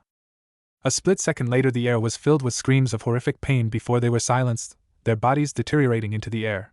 Civilians and low-rank shinobi a bit further off witnessed something they had never seen before: rain, yet this rain wasn't in drops, it was in a vapor, red vapor. The remaining rain Nin looked at Naruto's masked face, his face completely white, his body shaking with horror. Naruto turned to the lone Nin, making the said him shit himself. I left you alive so you can tell everyone what you saw here, a 7-year-old boy who made the sky rain red. Remember my name, I am the master of chakra, the chakra demon. Naruto's body started to blow away at his feet like smoke. Oh, and when your Kage finally gets here, tell him that he brought this upon himself. Gobi, Gaara, we're leaving the Red Rain village, Naruto said as his body and those of Gobi and Gaara disappeared into smoke and disappearing into the wind. The survivor of the Red Rain incident fainted seconds after, just as the Amikage came into the area. The survivor woke up with a scream and he looked around frantically the room to find out where he was. The door to the room burst open, people in medic uniforms coming up to the screaming Nin. They tried to stop his screaming but they were failing miserably, and after a minute of trying to calm the man down they sedated him with a sedative. His screams became quieter until they stopped altogether. Again the doors burst open, revealing a irked Amikage. Ah, the survivor has finally awoken. Now I can finally get some bloody answers, the village leader growled. At the mention of blood the bedridden Nin involuntarily shit himself, his body quivering. The medics were going to help him but the Kage's words stopped them. What the hell is wrong with you? He shouted. What the hell happened there? The traumatized Nin's memory flashed to the boy's last words. That BB boy. He killed everyone. There was and nothing left of them, just red. He said shakily. How the hell is that possible? Who the hell was he? The Kage yelled. He said that his end name was the chakra demon. He stuck his hand up in the air and strands of chakra attached themselves to everyone. A second later we were gone, nothing was left except red. After calling to his companions they disappeared as if they were made of smoke. He said, his voice still shaky. Did he say who the redhead was? The rain leader asked. The name Gaara. The mental trauma being too much for him, he passed out again. The Amikage had a thoughtful look on his face at the mention of that name, but his thoughts were disturbed when a Nin poked his head in the door. Lord Amikage, there's 3 representatives that are asking for an audience with you. They're from Sand. They're waiting for you at your office, and we will your wall repaired in a few days. And the red area that the incident occurred still hasn't dispersed yet, it's spread itself out, he said before leaving. It took the Rain Kage a moment to register what he had heard. He headed to the door and cast a look at the bedridden shinobi behind him. That man's brain is too unstable from the experience he had with the chakra demon, his ninja career is over. As he left the room his thoughts traveled back to the 3 Sand Nin waiting for him. Oh crap, what the hell am I going to tell them if they ask about the Kazekage son? Was his only thought as he left the hospital and in the direction of his office. Kage rarely go out of their villages, and the rare exceptions are the times when ninja selection exams are hosted on different countries, other reason being alliance talks and diplomatic missions. The reinstated 3rd Hokage of the village hidden in the leaves was on his way to Sand for a meeting that the Kazekage had requested. The aged Hokage was actually thankful that there was something that pulled him away from the village that he led, for today was the celebration of the 9-tailed fox's defeat by his successor the 4th Hokage, and the celebration would be even bigger with Naruto's sudden disappearance. Thinking about the boy made a tear leak from the 3Rd's eye. He had failed his successor's last wish, for the boy to be seen as a hero. His mind brought him back to the speech he had given the whole village after the meeting he had with his shinobi. He realized his mistake when news of Naruto's disappearance spread around the village like wildfire. There had been a massive celebration hours after the meeting. When someone had foolishly invited the 3rd to the said celebration, she ended on the floor in a pool of red liquid. He reached Sand to find it strangely less populated, even less than usual. A civilian with a sword in his hands approached the 3rd fire shadow of the leaf slowly. The sight astounded the Hokage. State your business here in Sand, the man said. It took a moment for the 3rd to gather all his thoughts. I'm the Hokage of the Leaf Village. I'm here for a meeting with the Kazekage, the goateed man replied. The sword wielder accepted the answer and waved someone from a far distance over to his location. The Hokage noted that this man looked to be another civilian. Please follow me, Lord Kazekage is expecting you. The Hokage was led to the Kazekage's office and the two greeted each other. Half an hour into their meeting the 3rd asked the Sand Kage something that had been bothering him. Pray tell me, what happened to most of your shinobi? I saw as I came in that there were hardly any high-level ninja around. The 3rd asked. The Kazekage sighed heavily. They're gone, all of them at once. I didn't see it but what I saw was enough proof. They were all killed at the same time with one attack. The person responsible has taken Gaara with them. He was our ultimate backup plan and now he's gone. I had some citizens come to me and say that they saw Gaara going with someone in a dark robe with a black mask on his face with a red symbol of 2 spirals intertwined on his forehead," said the Sand Leader. The Hokage was about to respond but was frozen to the spot when a massive explosion of power was felt. It was so massive that possibly everyone in the elemental countries felt it. The Hokage, however, felt something else within the explosion. The nature of the chakra wasn't human. He had felt this type of chakra only once before 7 years ago. Both Kage looked at each other, before lowering the heads in failure. Rain/grass border. Naruto was in incredible pain. It was so intense that he just wanted to die, but Hitomi was insistent that the pain was a good thing. "I'm using all my excess chakra to change the nature of your body's cells into a type of living chakra. The pain is good because it indicates that the conversion of your body's cells is going according to plan," Hitomi said to her host. Naruto barely acknowledged her words under the pain he was in. He had instructed Gaara to construct a sand dome over himself and Gobi to protect them from any ill effects that might happen during his transformation. Hitomi had said that the changes would be quite explosive and perhaps deadly to others unless they were shielded. After 10 minutes, Naruto finally felt the pain go away. Just as he felt the last of the pain disappear, he felt a power build up in his body and it unleashed itself, blowing his body up into blue vapor. The vapor collected itself again and formed a human shape. The shape lost the blue hue and clothes became visible again. Naruto sat on the ground, panting hard. He had felt his body separate and then reconstruct itself. "Happy birthday, kid. I hope you like my present," Hitomi voiced in his head, her voice full of cheer and joy. Naruto shook his head. "I don't want to sound ungrateful, but what in Kami's name did you do to me?" he cried. He heard Hitomi giggle before she responded to his question. "Basically, I turned you into a living chakra being. You know how you have to forcibly change your body into chakra using your own doing the blow technique? Now you don't have to do it. And anyone who attempt to hurt you with things like weapons and jutsu won't succeed. People who try to inflict physical damage with taijutsu will go through you, but you can inflict damage on them the same as you always could.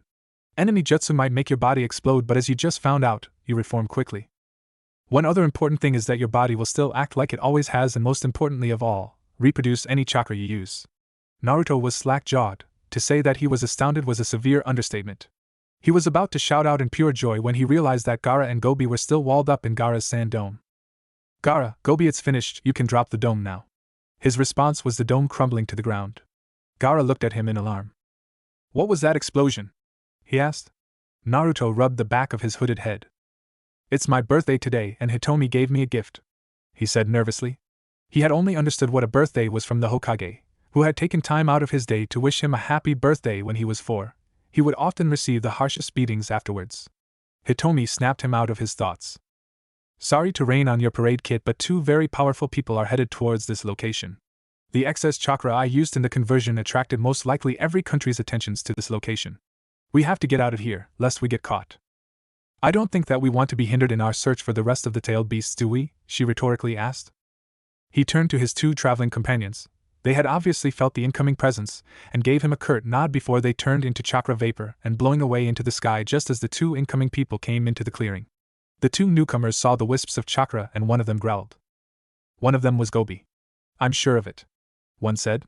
The other grunted. He was armless. "They're probably far away from here by now, they're fast for punks," he said again. The armless one just grunted again before both figures left the area again.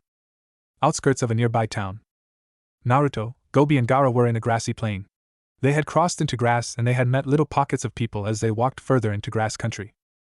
"Kid, I think that I might have done something else when I changed your body," Hitomi said suddenly. Naruto kept quiet, waiting for her to continue. "I'm not sure exactly what happened, but it might be possible that I created somewhat of an abnormality with my chakra. I'm not exactly sure what it is I changed, so just be cautious. On another note, the explosion of my power acted like a signal flare, meaning that the 6 remaining tailed beasts now have an advance warning of my presence. This means that Raccoon Boy and the pervert dog will need to rejuvenate, which means we have to find somewhere to stay for the night, and I don't think either Gaara or Gobi plan to sleep outside again," Hitomi said sagely. Naruto's brow furrowed. He didn't want to stay in an enclosed space. It made him feel uncomfortable. Hitomi must have read his mind because she snorted. "How can you keep forgetting that you're not in the detestable village of leaves and there isn't anyone who wants your head except sand, rain and unfortunately the leaf, but hey, it's not like there are going to be any leaf ninja in grass country. At least I hope not." She though the last part. Naruto still felt uneasy, yet what Hitomi said won him over. Naruto turned to Gaara and Gobi. He knew that the elemental counties knew of the tailed beasts, and that at least someone would recognize Gaara as the Kazekage's son. Guys, I don't think that it would be wise for you if you were to come with me to grass. Everybody will be able to identify you guys. Gobi, with the aura you generate in Gaara, you're known by most if not all the shinobi countries as the Kazekage's son, and I don't want to have a repeat of what happened in Rain. You guys understand, right? I am the most powerful and I want to make sure that you guys are safe. That is why I'm going to ask you two to stay here and out of sight. Gaara's eyes widened in shock and Gobi went rigid. Gobi still isn't recovered from his encounter with the Akatsuki, and the last thing we need is more attention drawn to us, especially at a time when neither of you are in any reasonable condition to defend yourselves. Look after yourselves while I'm gone, I shouldn't take too long. Naruto turned from the two in front of him, and his body started to blow away with the silent wind. His last words reached their ears before he blew away completely. Gaara, get the raccoon to teach you to understand demon speak. If we don't, then we're going to be hard-pressed to communicate with the others when we find them. Then he was gone. Gaara let out a small laugh at what he heard next. It's not fair. She always says that, don't I deserve any respect? Just because I'm the weakest of the tailed beasts doesn't make me a pushover. Shikaka cried out. He sulked for a few more minutes before he stopped suddenly. Gaara sensed that there was something unsettling his tenant, and asked it what was going on. It was Gobi that answered him, drawing an arrow pointed in the direction they came in. Shikaku filled his confused host to Gobi's attempt at communication. There are people headed in this direction. Gaara was about to ask what the big deal was when the sand incarnation cut him off. They're not coming in this general direction, kid. They're coming towards us to our exact location. We have what power we have suppressed as much as we can, so how could they find us? He trailed off. Gaara supposed that he was sitting in a thinking pose while he was doing this, as if to bolster his intellect. He almost fell flat on his back when the sand demon's voice rang in his head. Kid, we have to get out of here quickly. Looks like your father isn't letting you go as easily as we had hoped. I sense a Jounin-level chakra signature as well as 2 other smaller chakra blips. Gaara bit his lip. Naruto told us to stay here. What will he do when he comes back here and finds the trance of us? Gaara questioned. He heard his demon heave a sigh. I'm not usually the one who incurs Hitomi's wrath, but we are supposed to remain inconspicuous to everyone, remember? As long as we remain like that, then we have nothing to worry about. Hitomi and Naruto will both understand when they find us. Gaara was unable to respond. Gobi had picked him up by the waist with one of his tails and deposited the red head on his large back. Gobi tried the blow technique to get away, but he gave an indignant growl when he realized that he was still too weak to perform anything less than normal body movements. Gobi had to use his other tails to keep himself up. Gaara's weight on top of his own was too much for him at the moment. Gaara unwrapped the tail from around him and rolled off of the dog. Got any bright ideas? Because I don't, Gaara asked his tenant. Gaara got the equivalent to a head shake. This isn't good, was the only thing Gaara said before sand sprung in front of him to protect himself from a kunai that was thrown at him. He was taken aback when the kunai exploded, his feet sliding back a few feet as a result of the explosion.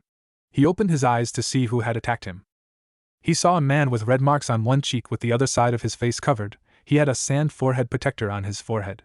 He wished that he had the skill with manipulating chakra to use it in battle to deal with the ninja in front of him. There wasn't that much sand around, so he didn't have the option of using sand open to him. Shifting into his stance that Naruto had shown him, he closed his eyes. He was about to launch into a quick dash when a memory of Naruto's first lesson to him ran through his head. Flashback. Naruto was standing in a position with his body resting on his back leg with arms bent at the elbow, and his hands coming together in a loose cross. This stance is used as the basis for the form of taijutsu I will teach you. This opening stance is used so that everyone who uses this style can change it to their liking while still granting the user the qualities that the chakra fist warrants. You mustn't be careless and charge without a clear mind, or it can prove to be just as damaging to the user. He explained as he ignited his fist with red chakra and shaped it into a sharp razor blade, slicing a tree into toothpicks. Flashback end. Gaara emitted a small sigh, making the Sand Jounin look at him funny. My father sent you, didn't he? Gaara asked. The Sand Nin nodded, although it was slow and hesitant. You can tell my father when you go back to Sand that I'm sorry for what my friend did, they were in his way. Gaara clenched his hand into a fist and grunted. His fist lit up with blazing blue chakra. The Sand Nin took a step back. I won't kill you, but you might wish that I had later. Chakra point destruction. Gaara swiped his hand diagonally in front of him in the Sand Nin's direction. Having no idea what kind of attack this was, he went through a few hand seals for a wind jutsu. Just as he called it, he felt excruciating pain in his hands, and the chakra he had collected for the jutsu dissipated. He tried to suppress a shriek but wasn't successful. Gaara frowned. He hadn't been concentrating hard enough. He had hit about half the chakra point in both his opponent's hands instead of all of them. Baki! Two shouts were heard from behind the sand. Gaara, now identified as Baki. A blonde-haired girl with 4 ponytails and a boy with purple face paint ran up to the sand jounin. Tamari Kankuro were Gaara's only words as he stared at his siblings. Time seemed to slow down as the redhead, his brother and sister exchanged looks. 2 of 3 were terror-filled. Naruto had been in town for 2 hours. He hadn't bought many things, seeing as there wasn't much that they had to buy that they couldn't make themselves. He had bought some food, a few sealing scrolls after Hitomi insisted that he get them, a detailed road map and a bingo book with a list of missing nin from every country. Kit, when we get out village up we need a way to keep the ninja we train from becoming missing nin. There is no telling what someone could do with this level of control. I propose we find a means of binding someone trained by you or anyone you've trained with a seal, but we can worry about that later. That's still quite some time away. We should get back to Gaara and Gobi. It'll do us no good to have either of them in any sort of trouble. It will attract attention to us, and we need to remain discreet. We will remain low-key until we gather at least half of the tailed beasts, he replied. Freak, why do you insist on coming back here? We don't like you, said a voice of a kid not too far from where Naruto was. Normally Naruto wouldn't get involved with other people's problems, but those words echoed in his mind, making him remember the times back in Leaf where not one person would play with him because of their parents' narrow-mindedness. Naruto shook his head to clear his head of those thoughts and followed the sound to its source. The sound came from a group of kids a few years younger than Naruto. Naruto walked toward what he knew was a person crying. He needed to stop this. Naruto's body was surrounded with a red hue which extended itself to knock those in his path out of his way. Naruto looked at the sight before him. A girl about 5 years old was lying on the ground and sobbing her heart out. Naruto spoke in a very controlled voice. What's going on here? The group of kids looked at Naruto but didn't say anything. From either fear or courage he couldn't tell. Naruto knelt down to the girl. She had light blue hair with a simple garb which was frayed at the edges. Are you alright? He asked, hoisting her up off the ground. She held her head low. Naruto couldn't see her face but he knew she was crying. He heard her sniff but she didn't respond. Naruto turned his face to the gathered kids. Scram! He barked. Many of the shorter kids ran away, many of them squealing as they did. The remaining kids took a few steps back but didn't leave, but Naruto did notice that they were growing very pale. Someone mind telling me why you were piking on this girl here? He asked again, more forceful than the last. There was a veiled threat that said if you answer wrong you're in a lot of trouble. One of the boys spoke up. She wears stupid clothes, he said, but immediately knew he said the wrong thing. Illusionary technique, Hell's End. Naruto thought as he cast the 4 boys into a genjutsu. He cancelled it immediately after, half a second seeing that would be enough for them. Hey, it's okay now. They're gone now, Naruto said, trying to comfort the crying girl, gathering her into a hug. Naruto unconsciously molded chakra into a bench for the girl and himself to sit on instead of the ground. They sat there for a few minutes, Naruto finally able to stop the flowing of tears from the light-haired girl. Thank you, mister, she said, sniffing a few times and rubbing her eyes from the tears. That's okay, this happened to me a few times before as well so I know how it feels. What's your name? Mine's Naruto, he said. The girl looked at Naruto's masked face, showing him her eyes. She had pupil-less, solid silver eyes that made him whistle in astonishment. My name is Rei. Naruto smiled.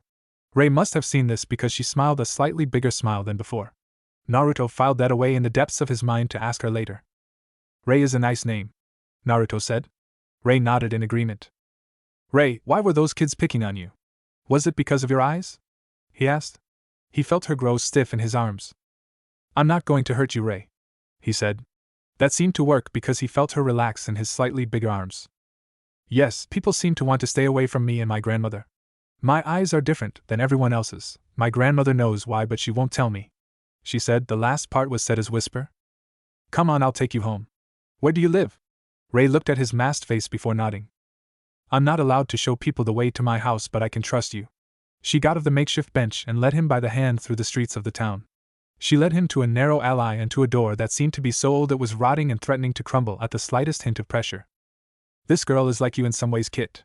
She knows of the loneliness you do but not to the extent that you do, Hitomi said, startling her host. Have you been sleeping all this time or something? He asked. He got the equivalent of a nod of her head as a response. Changing your body to that extent was enough to tire even someone as powerful as me. I'm going back to sleep, try not to wake me. Naruto could hear soft snores coming from the back of his head. Naruto? Rei called his name, snapping him out of his trance. He saw that her face held a down expression. Sorry, Rei, I was thinking really hard. I must have gone into a trance, he told her. She seemed to buy it and opened the door. Naruto's eyes widened when he saw that the door opened to a set of stairs that led underground. Grandmother doesn't trust easy. Even after being bedridden, she is surprisingly strong, Ray said as they descended down the stairs.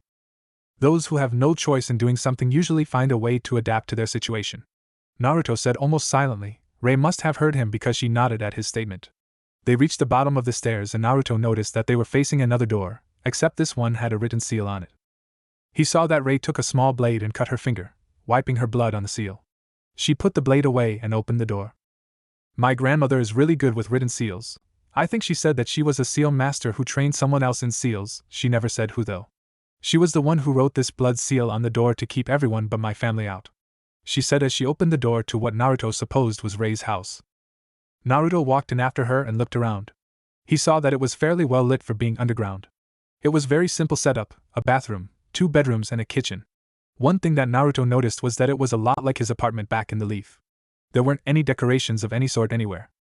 My family and I snuck into grass country when I was only a few months old. Grandmother told me that they died trying to flee while trying to protect me and grandmother, Rei explained as she led Naruto through her house. Fire style, Phoenix Immortal Fire Jutsu, rang through the air. Small fireballs sailed through the air, smacking into Naruto, making him blow up into blue smoke. Rei let out a glass-breaking shriek and looked in horror at where Naruto had been just seconds ago. Rei turned to see her grandmother leaning against the door frame for support, as she breathed heavily. She wore a simple white kimono with shoulder-length gray hair, her eyes the same as her granddaughter. Rei, why in Kami's name did you bring that person down here? You know how much danger. Rei's grandmother started to scold her granddaughter about the foolishness of bringing someone down to their home when she saw the remaining blue smoke of the person she attacked regroup before her eyes. That's still an odd feeling. Man, for an old grandmother you are pretty strong, Naruto said as his body finished reforming. Rei's grandmother was gawking at the sight of the person she had apparently killed moments before come back to life. And Naruto? Rei asked, her eyes moist from fresh tears. In the flesh, so to speak. Do you always attack everyone who isn't your family? Naruto asked. Rei's grandmother was still speechless, but she had a look on her face like she had seen a ghost. Naruto didn't see her mouth the name in disbelief. A defeated sigh escaped Naruto before he turned to leave. Naruto, where are you going? Asked Rei. Naruto turned to her. Your grandmother doesn't seem to want me around, Rei. Besides, I should get going.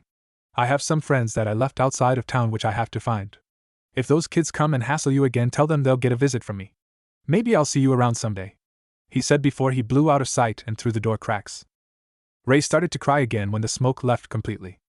What did he mean by those kids that hassled you, Rei? Asked Rei's grandmother. Rei spent the next few minutes explaining to her grandmother what Naruto had done for her. He did that? Look, we can talk about this later. Right now I think you need to go find your friend.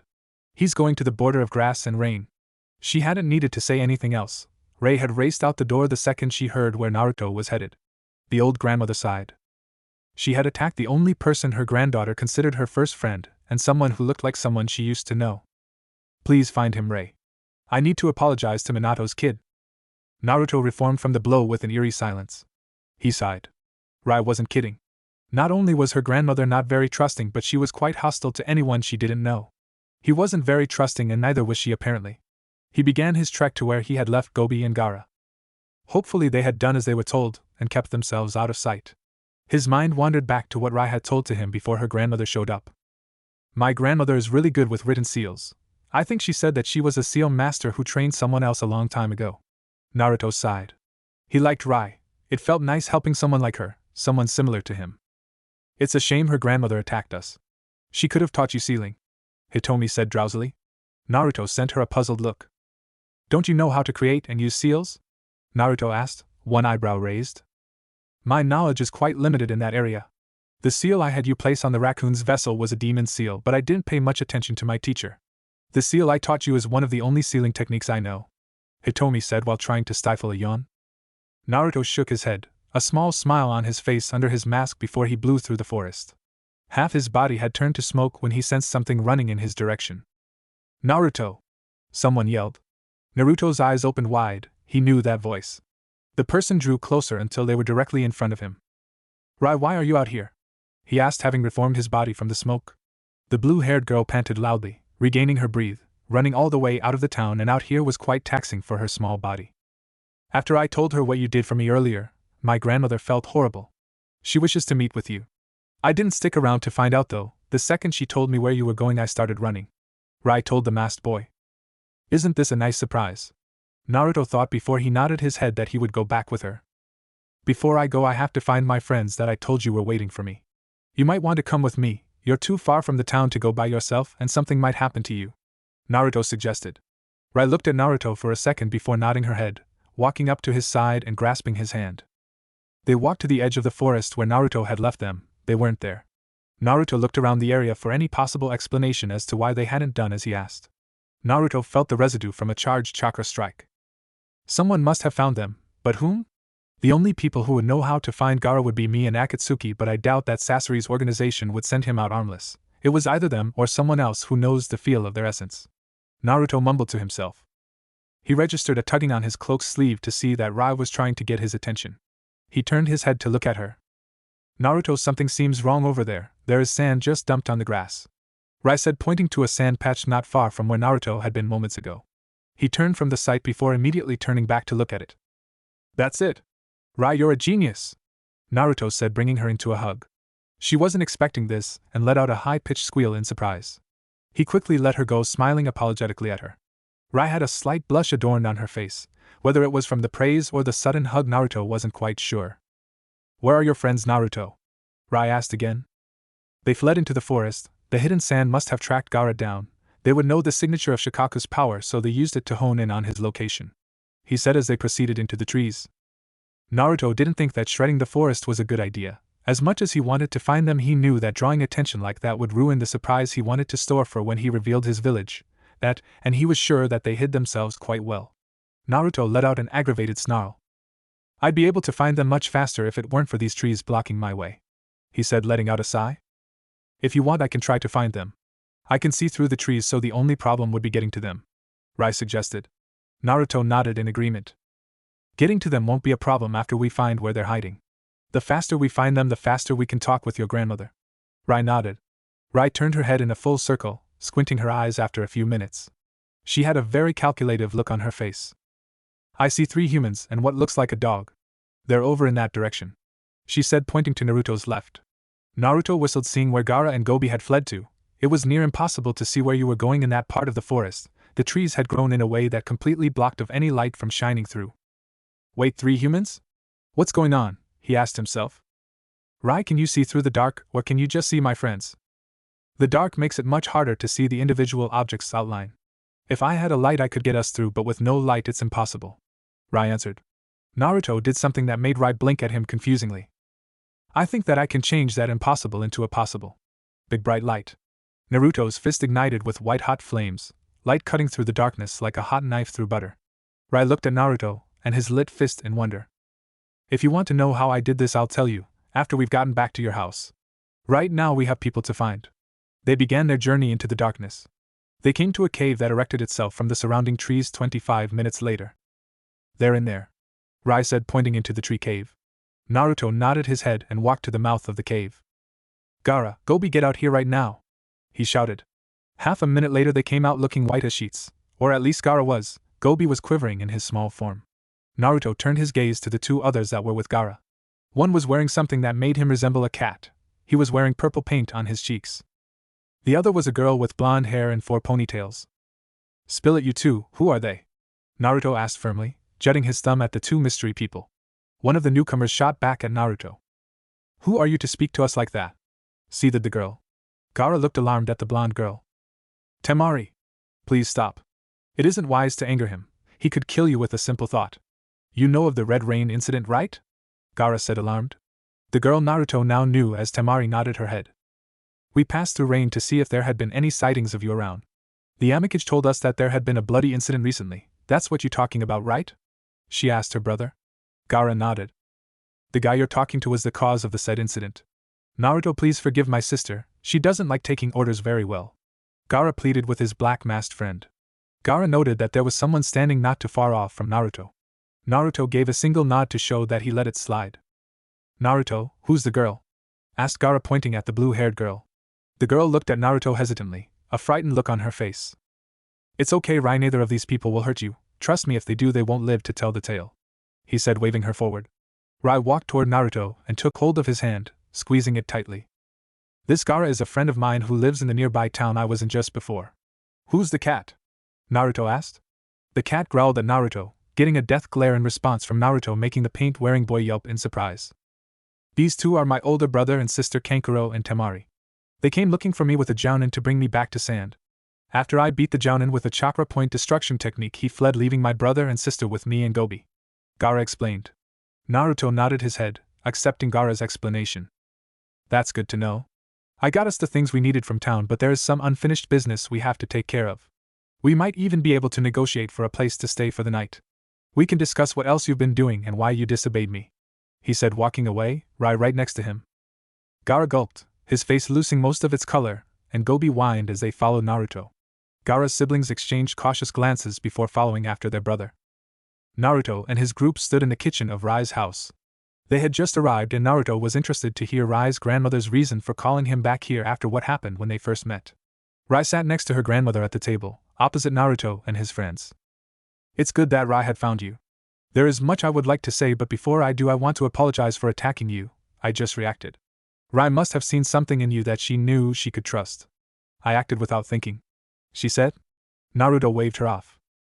It's okay, really. I would have done the same thing as you had our positions been reversed, Naruto told her, accepting her apology. The old woman seemed to straighten, as if being relieved of a great weight.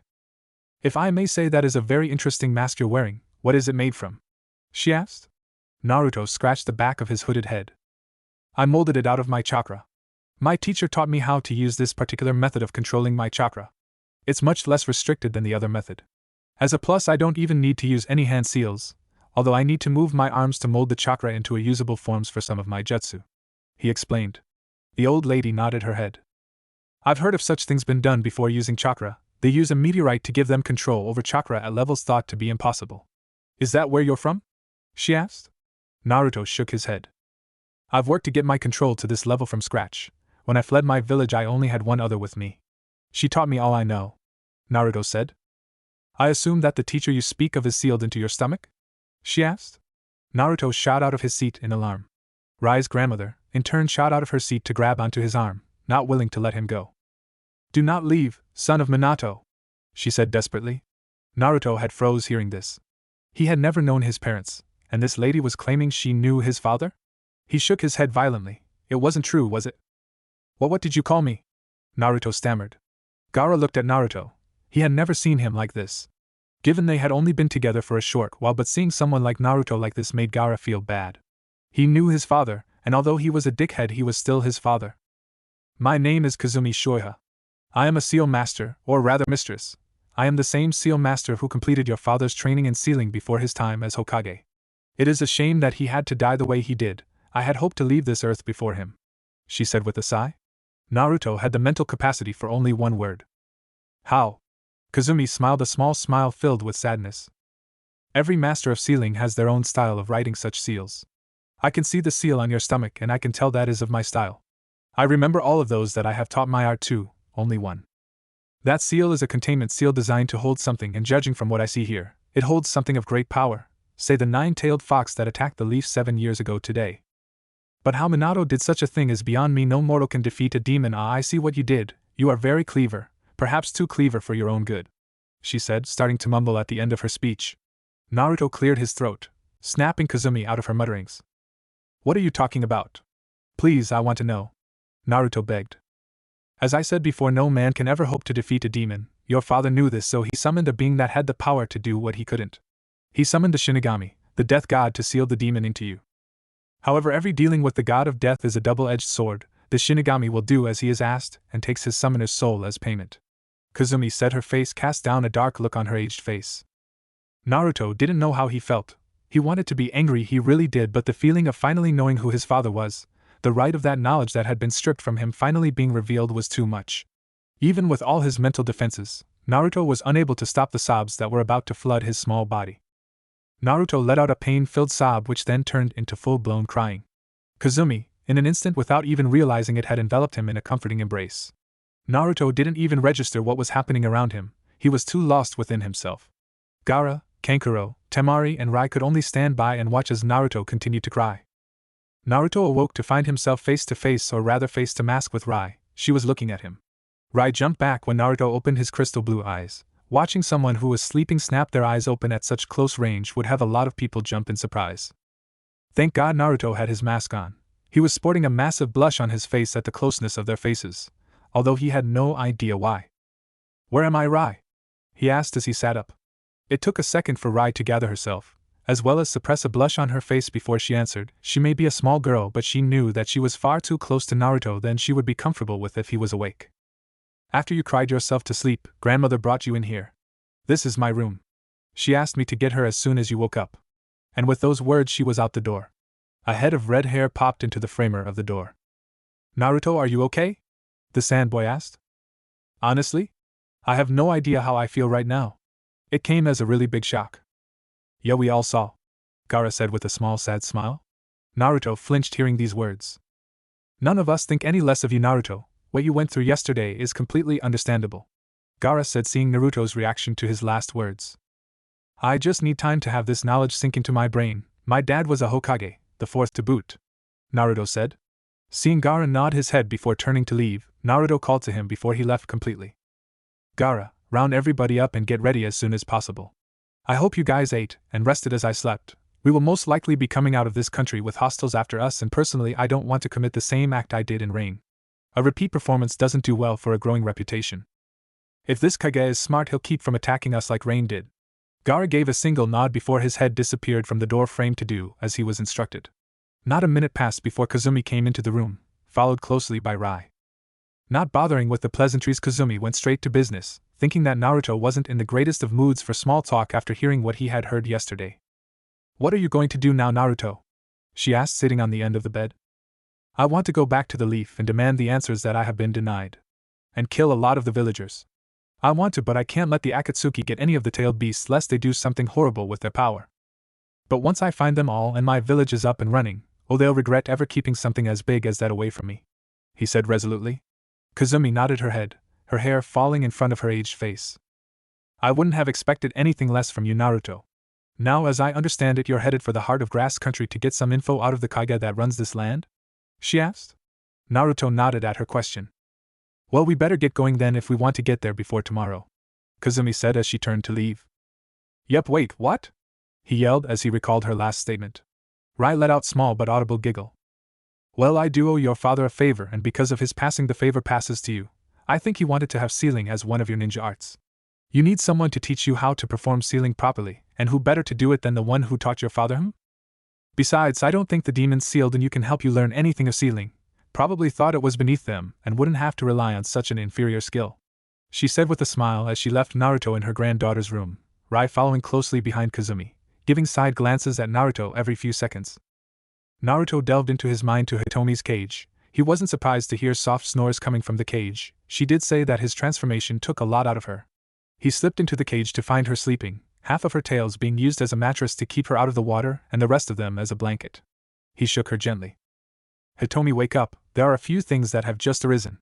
I think you should hear it since you were asleep almost all of yesterday, and it concerns you," he said, trying to wake her. All he got as a response was a few murmurs. Against his better judgment, Naruto went to the next step in trying to wake the sleeping demon queen. He crept up next to Hitomi's slightly pointy ear and brought his masked mouth right next to it. "Hitomi, wake up." The reaction was instantaneous. Her slitted red eyes sprang open, searching for the owner of the voice that just woke her up. She turned her head to come in direct contact with crystal blue eyes. "Good morning, Kit, what brings you in here?" she asked with a smile. Naruto, on the other hand, was having something equivalent to a heart attack. If he hadn't have had his mask on, she would have kissed him.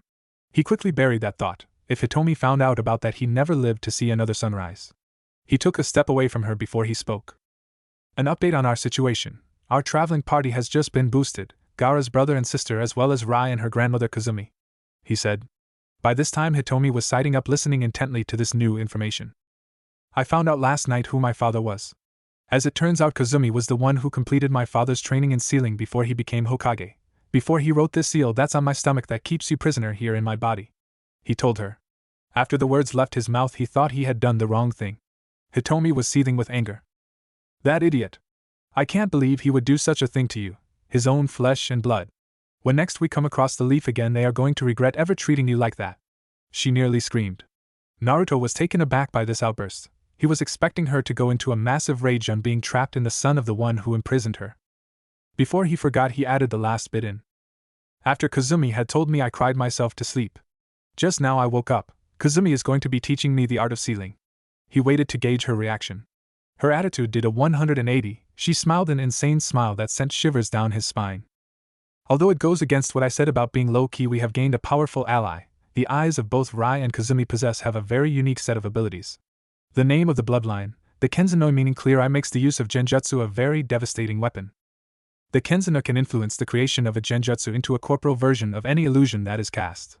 Rai's family, simply put, have the ability to make genjutsu they cast into the real thing. There was a civil war in Kum country and most of them were eradicated. These two may be the only people alive that possess the clear eye. She explained. Naruto whistled in astonishment. Hitomi nodded her head in agreement. After we gather the tailed beasts and find a location for our village, I'm going back to the Leaf to get some answers about my heritage. By whatever means necessary.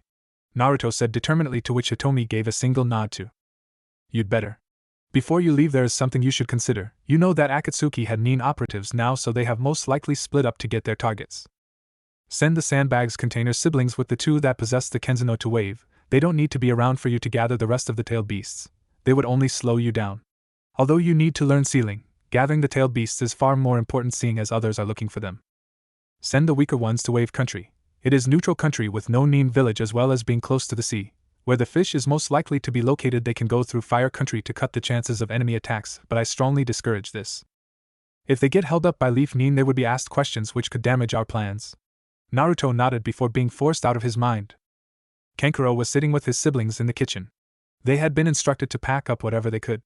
The paint-wearing boy saw Kazumi and Rai packing up their kitchen, pacing all their items on a scroll. He was perplexed to what they were doing and was ridden slack-jawed when he saw Kazumi write something on the scroll before all the items vanished. Kazumi saw Kankuro's state and smiled at him. These are sealing scrolls. I saw that Naruto had a few in his possession, but they have yet been used. I'm assuming that he has yet to be instructed on how to use them, she said as she continued to seal things in the scroll. Naruto appeared from the door of Rai's room. Everybody all set and ready to go? He called to everyone. He received nods from the Sand Sibs and bark from Gobi. I'm taking everything that we have here with us, seeing as we'll never be coming back for it. It seems like a waste to leave anything behind. Naruto nodded at her logic. A few minutes later, everybody was filing out of the underground house. Kazumi closed the door with the blood seal on it, and wrote a few kanji on the door before quickening her pace up the staircase. Naruto, who had seen her do what she did, fell back to her down from his position at the front to help her. He had seen her struggling to keep going at this pace. After they got out of the door at the top, Kazumi slammed the door closed. Everyone looked at her confusingly, but they discovered why when a tremor was felt underneath them. Kazumi noticed their looks offered them an explanation. I set a grand explosive seal on the door with a time limit that would explode. That tremor was from the explosion, she said as she leant against the building wall for support as she rested. I'm thinking because of the bloodline you have and the fact that you've had to hide from the world, you've neglected to purchase a cane to help with your walking, he said as she let her breathing even out. At her nod, Naruto drew chakra to his hand, shaped it into a cane, and handed it to her. He did not miss the look of surprise on her face about him knowing her bloodline. It was a simple light brown walking stick which gleamed in the light. As she grasped it, she felt it pulse. While traveling with us, you might find yourself in a hard place. This cane can reshape itself into a weapon when the need to defend yourself arises.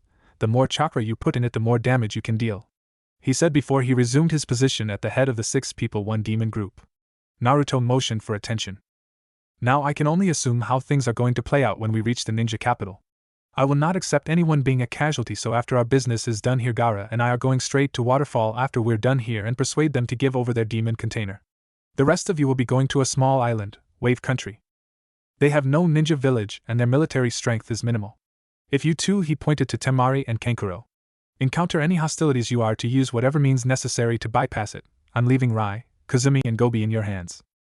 Don't worry about getting lost. I'm sure that Kazumi can guide you, and should you need it you can get a map, get there however you want. However, I recommend staying out of fire country. Because we're splitting up, I'm going to give you a crash course in using the techniques that I'm teaching Gaara. Your mind is the only limitation. Use your chakra as a weapon. Force as much chakra out of your chakra points as possible to use it to inflict physical damage. Under no circumstances are you to tell anyone how to do these techniques. They're going to be village secrets when it starts up. By the time we meet up again, we'll have our party up by another 2 if all goes well, a few more if we're lucky. Naruto focused his chakra into a condensed orb and handed it to Kazumi. This will allow us to find you no matter where you are. Naruto spent another few minutes discussing more in-depth instructions before Naruto and Gaara blew out of sight. Temari, who had given Gobi to Rai, unenthusiastically chuckled. Okay people, let's get going, she said nervously as they began their long journey to Wave. Meanwhile Kankuro was silently pleading to Kami for their trek to be simple and not run into any possible enemies. Rai was hoping that Naruto and Gaara were successful in getting what they were seeking, and Kazumi just hoped that they would get to Wave in one piece. The Kyuzakage wasn't an old decrepit old man like the Fire Shadow who had been reinstated after the death of the fourth Fire Shadow. He was in his mid-30s and had only been the Kage of Grass for a few years. Although fairly new to the workings of being top dog of the Grass Country, he had quickly learned of very effective ways in which to deal with the bane of every Kage's existence, said bane being paperwork. When he took the position he had known there to be paperwork involved, but this was ridiculous. He was currently giggling like a schoolgirl while reading a small orange book within the confines of his office. He had been newly introduced to the book by a white-haired man who he met in passing. He had dropped it from his pocket and told the Kyuzakage that he could keep it. When the Kage asked for the man's identity, he simply said that his name was in the back of the book before he disappeared. This had happened just minutes before the Kage saw the white-haired man fly through the air after a loud scream of pervert. Currently the Kyuzakage was faced with a dilemma. He had to complete this paperwork, which consisted of mission reports, mission requests, and civilian complaints, but he did not want to do any of it, simply because it was so boring and it took forever. The Kyuzakage was currently leaning back in his chair, hiding behind several fairly large stacks of paperwork with the orange book he had been given in his hand. He had settled for reading this book instead of doing paperwork, and he found himself unable to put it down, so engrossed in the fantasy that it brought its readers to. If no one came in to bother him, then he could continue to do what he was currently doing. He had gotten to a really good paragraph when he was brought back to earth by a sound coming from the other side of the wall of paperwork. He was completely taken by surprise when someone started speaking right over his shoulder. Because of this surprise, he fell backwards onto the ground. The grass leader glanced around to where the voice came to find nothing there. Then he noticed something odd. There was blue smoke floating around him. It perplexed him to see that the smoke hadn't dissipated but slowly clumped together. He nearly freaked out when a masked face popped into view. Boo! That simple word made the grass leader squeal like a small child. The masked head then grew a body from the smoke before leaning down to read the book open on the floor. Wow, I didn't think it was a Kage-wide habit to read this smut. I guess I underestimated yet another Kage. Let me cut right to the chase. I know that you're not in possession of a tailed beast, so we won't deal the same damage we did against Rain. That is if you play your cards right. The grass leader jumped in surprise when another voice was heard from the other side of the towers of paperwork. Actually, my lord, it was you who did everything in Rain. If I recall, I didn't do anything that brought about the red rain. Hearing this, the Kyuzakage became very rigid. The rumored chakra demon was right in front of him. The chakra demon smacked his masked face in mock embarrassment. I do believe you're right, Sandman, I do apologize. But we're getting off track, aren't we? I assume you know who I am, he said as he sat on the desk, coincidentally sending a stack of paperwork on the end of the desk to come crashing down on the floor, creating a big thud that shook the office. Oh, I so don't envy you, leader of Grass Country. The Kage that protected my village before I left it had to deal with the exact same thing. What a pity, he said to Ting. The one the Kyuzakage had heard being referred to as Sandman shook his head, giving a shallow chuckle. My lord, aren't you going to be forced to do paperwork like this when our village becomes operational? Sandman asked. You underestimate me, Sandman. I can just get someone else to do it for me. That, or I can just dispatch a few dozen solid clones to do it. Ahem, anyway, you know who I am from what I did in Rain. Should you try to initiate a capture and or an attempt to kill me, I feel that you should know the punishment. He created a small miniature hologram with chakra of a battle with one standing opposite a whole army on the Kage's desk. The black figure pointed to the lone figure. This is me and the others are enemy shinobi. With a simple thought I can disintegrate anyone who initiates an attempt on my life. The simulated battle showed the single man wave his hand, turning its enemies into dust. The chakra demon hopped off the desk and headed to the door, joining his partner. They reached the door when the chakra demon turned to face the Kage. Any of your nin that attacks us, whether they've been ordered to or not, will die. I am the chakra demon. I will not be fucked with, he shouted before both he and the Sandman vanished into smoke. The Kyuzakage only had one thought going through his head as the two left. I'm screwed, he mumbled to himself, still on the floor in his upturned plush chair, his book of porn forgotten on the floor. I never thought that I'd have to come back here of all places to come and get you guys. But I guess that it couldn't be avoided for too much longer. I had to come back here to get some info and say goodbye to those that really cared, Naruto said, standing on a road with Konoha's walls on the horizon. 3 other masked figures stood a few meters behind him. Right, why are we here again? A figure wearing a dark red mask asked the one on the middle. Originally when he left this place he and I met up with 2 people, one an old grandmother, and the other a young girl about 5 years old. We were in grass country at the time, so it was a fair while ago. Anyway, the grandmother knew someone that he was close to. He will want to retain that connection at any cost. Gaara replied, now sporting a sand-colored mask with the same symbol on his forehead as Naruto's. The other figure on the left, who was about 4 inches taller than the other three, sporting a dark brown mask with the same symbol as the two boys, folded his arms in irritation but didn't say anything. Why is that so important? A grumpy voice came from the last figure, who was wearing a red mask with the same symbol as the others. Well, before we found you guys, Gaara began. I'm a girl, you dim-witted sand boy. The red-masked figure interrupted him. Yes, alright, before we found both of you we were traveling with the two that I mentioned and my siblings. We needed to be quick and clear-cut with our movements, so we split up with them. That and what we had to do to find you guys wasn't something that we wanted the others to see, especially Rai. We were going to meet them at a country called Wave. It's actually an island, but... Dude, you're getting off topic again. The dark brown masked figure reproached. Naruto didn't feel that they were where they were supposed to be, instead he felt them in there. Gaara said, jutting his thumb at the village in the distance. How does Naruto know that? The tallest among them asked. He created an object from his chakra that served as a locator beacon so that we could find and regroup with them once we found you two and any other tailed beast along the way. The tall boy nodded his head in understanding. Right, not to be a buzzkill, but we can't exactly go in there all willy-nilly. We need a plan, and I'm pretty certain that we won't be able to sneak into this place without someone finding us out. This village holds the clan with the all-seeing eyes, or so I heard from those in my former village, so I'm thinking that it will be even harder. The red-masked figure said. The Byakugan can be fooled. While we were in Cloud, I was able to extract some info they had on it from a reliable and willing source. Those eyes can see those objects, have telescopic eyesight, can see the chakra pathways in a person's body as well as their chakra points. If we can produce an intense flash of chakra, it will blind them if they chose to use their eyes on us. Because it's the Hyuga clan, you can expect them to be heavily reliant on their eyes for their style of fighting. The only other threat we might have to face is the Sharingan, but seeing as Itachi massacred all but one, I think we will be fine. Besides that, the whole idea is to get in and out with them with the least amount of ninja detecting us. Naruto spoke up, grabbing the other three's attention. Just how are we going to do that? The red-masked figure asked, irked, turning her head to the side, her blonde hair swishing behind her. Demonic transformation. Naruto called. His form changed into a mass of bright blue color before changing size and shape.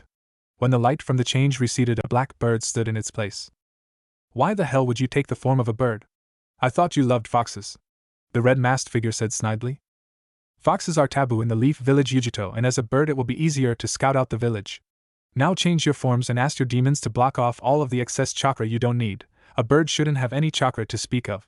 It would be less suspicious if we all flew in a flock, it would alleviate suspicion. Though 4 black birds is an uncommon sight in these parts, one don't think they'll look into it too much. The other 3 mumbled to themselves, something about smart-ass foxes, but they nonetheless did as they were told. Several minutes and 3 flashes of light later, they were all standing on the ground as birds. Okay, now what? You know I don't know how to fly, Gaara said. Yujito and the biggest bird nodded at Gaara's statement. What kind of birds are you? Flap your wings to lift up into the air, then use your wings to catch the wind under your wings to control the height in which you can fly at, he instructed. For a few minutes the 3 transformed figures were able to grasp the concept of flying, some more willing than others. Stop your whining, Yujito. You won't have to do this many more times, Naruto reproached. I tend to want to eat birds, not be them. I feel like I want to eat myself. Do you know how that feels? Yujito hissed at him. I have a fox in me that wants to maim me at the moment because of the form I'm in. Deal with it, you mangy feline. Yujito hissed again. Quit it, you two. Let's do what we came here to do and find my family, Kazumi and Rai, Gaara said, slightly irked. Hi, let's get going before Yujito gets too catty. Flapping their wings to gain height, they began their approach toward Konoha, with Yujito trying to clothesline Naruto occasionally for his last remark. You really have no tact, do you? The large bird said offhandedly as Naruto dodged yet another swoop from Yujito. How long did it take you to figure that out, Kai? You're supposed to be smarter than all of us with that brain box of a turtle inside you, Naruto teased. Just you wait, Naruto. I'll get you back one of these days, Kai playfully threatened. Talks cheap, Kai, he shot back. A few seconds later, Naruto circled around the other 3. I just realized that even though we look like birds, we can still speak, so from now on no talking. If you have something to say, hold it till we're able to change back. A chorus of hi was heard before the 4 flew off toward Konoha. Konoha prison. You know this is your entire fault, right? Rai pouted. Temari just crossed her arms. You know, Temari, I think she has a point. It was your stubbornness that made Rai's granny to cave in after your persistent whining and go along the borders of Fire Country. and its neighbors. Even the masked dude warned us before he and Gaara left that it wasn't a good idea to go through this country. Kankuro commented. Okay, alright already, I get it. This is my fault, but how was I supposed to know that Leaf Shinobi were going to be there? She yelled back. It's still your fault, Rai said, crossing her arms, mirroring Temari's stance, adding a pout along with it. Will you three brats shut up already? You're giving me a headache. An Umbu guard shouted. Mr. Bully Person, why are we being held here? Kankuro asked, tapping the vertical bars, creating a metallic ping noise. I mean, we're just kids, not ninja, this is cruel, he shouted. Stop frightening the kids, lizard face. We only has to keep them contained till the others get the info out of the old lady they were traveling with. A voice from down the corridor sounded. Shut up, Eagle, at least you get to sit down, I have to stand. I wonder how hard it is to get information out of an old lady. He grumbled, not liking the joke about his mask pattern. The screeching sound of metal hinges moving indicated that someone was coming through the door to the detainee section of Konoha's prison complex. We have enough info for the moment. Set her with the three brats and bring me the brat with the light blue hair. I need a blood sample, a doctor said. Don't you touch her, you hear me? Kazumi shouted, her words backed up by a burst of killing intent. A slap sound bounced off the stone walls of the room. Kazumi slumped to the ground, her bruised and battered body hardly moving. Kazumi was able to turn her head to be looking down the corridor to where their items they had were stored. Not being able to move, she knew that their chances for escape were nil. Finding the orb that Naruto had given her before they departed, she locked onto it. I hope this works, she thought as she sent what little chakra she was able to use to the sphere. Sensing the use of chakra from Kazumi, the standing guard glared at her. What did you do? He growled. Kazumi chuckled weakly as the orb she was given exploded like a grenade, creating a burst of chakra. I'm calling for backup, was all she said before falling unconscious. The two Umbu exchanged a look before unlocking the cell door and letting the doctor in the cell. Temari and Kankuro shared a look before taking a guarding position in front of Rai. You'll have to get through us first, they said defiantly in unison, shielding Rai from view. Outside, the four black birds that were just flying over the gates of Konoha felt an explosion of chakra. Naruto, after identifying that explosion as the tracking orb he had given Kazumi before he and Gaara separated from her, Rai and Gaara's siblings turned in the direction of the chakra burst. Gaara, Kai, and Yujito also felt the explosion. While Kai and Yujito didn't understand why, they followed Naruto and Gaara, who was now flying parallel to Naruto at a much faster speed than they were previously. A few minutes later, they approached the location of where they felt the explosion come from and touched down. Shifting back to human form, the four crouched down on the room of the prison complex, panting heavily, having not gotten used to flying at such speeds. Kai looked at where they were and cocked an eyebrow at Naruto. We're breaking into a prison. Does this feel strange to anyone but me? He asked rhetorically. What was that, Naruto? Yujito asked the black-clad boy, ignoring Kai. As I'm sure Gaara explained earlier, before Gaara and I separated from the rest of the group, I gave one of them a homing orb, which would tell me where they were so I could find them. She must have blown it up, either by mistake or on purpose. The fact that they're in a prison tells me it was the latter option. A scream that could only come from a small girl jolted Naruto to alert. That's right, Naruto said before dissolving into chakra vapor, disappearing down a vent nearby. The other three followed suit, following him down the vent. Inside the prison. Stop screaming, you little bitch, let us get a blood sample. You'll only make it worse for yourself the more you struggle. Your little friends will find that out the hard way. A doctor growled as he was trying to extract a blood sample from the girl who was thrashing around violently. This is exactly why I left this place, to get away from people like you, a disembodied voice said as the doctor slumped to the ground unconscious. Blue smoke condensed till Naruto reformed from it. Naruto looked at the shivering girl in front of him. He enveloped her in a hug. Rai, are you alright? He asked. Rai opened her teary eyes to see Naruto giving her a hug. Quick as lightning, Rai returned Naruto's hug, holding onto him as he were a lifeline. I was so scared, the mean people hurt Grandma and Temari and Catboy Kankuro, she sobbed. Naruto patted her back softly till she calmed down. Rai, where are the others? He asked just as three others landed on the ground behind Naruto. The bad man dragged me from in there. She pointed to the door to their right. Come on guys, let's go, Naruto said, standing up and taking Rai's hand as they went into the next room. We don't want to have the whole village gunning for us, so no one is to kill anyone. You got it? After making sure he got 3 confirmations, they twisted the doorknob and went into the next room. The sight that greeted them was unpleasant. Kazumi was out cold on the stone floor with Gaara's siblings trying to get to her, though the bars of the cell were in their clothes all ruffled up as if they had been in a fight. Hey Doc, you got the wait a minute, who the hell are you and how'd you get here? The gecko masked Umbu yelled. Naruto stared at the Umbu, molding some of Hitomi's chakra to his eyes, changing them from blue to red with black slitted pupils. Making eye contact with the Umbu, Naruto snarled. The second you laid a hand on these people, I became your worst nightmare. He snarled, sending a controlled amount of Hitomi's Ki to the Umbu. The masked nin fell to the floor, convulsing violently. Kai, who had gone to deal with the sitting Umbu not too far away, returned seconds after carrying their items the Umbu had taken and locked up. Yujito, get them out of that cell, Kai tuned to Temari and Kankuro, who were bleeding slightly. You two might want to stand back. The two cell occupants backed away to the far wall as Yujito started to mold Nibi's chakra. Cat's hellfire, she called as dark red flames exploded from her mouth. The flames licked the metal bars once before the metal turned to slush on the floor. Okay, now that that's done, we can get out of here, Kai said as Kankuro and Temari stepped over the steaming puddles of boiling metal. One of us will have to carry Kazumi, Kai, you're it. Where'd they take Gobi, do you know? Gaara asked. His siblings shook their heads dumbly as they looked at Gaara in astonishment. Gaara's sand mask crumbled off and pouted when they didn't move. What's with the looks? I'm not a psycho, you know. He sulked.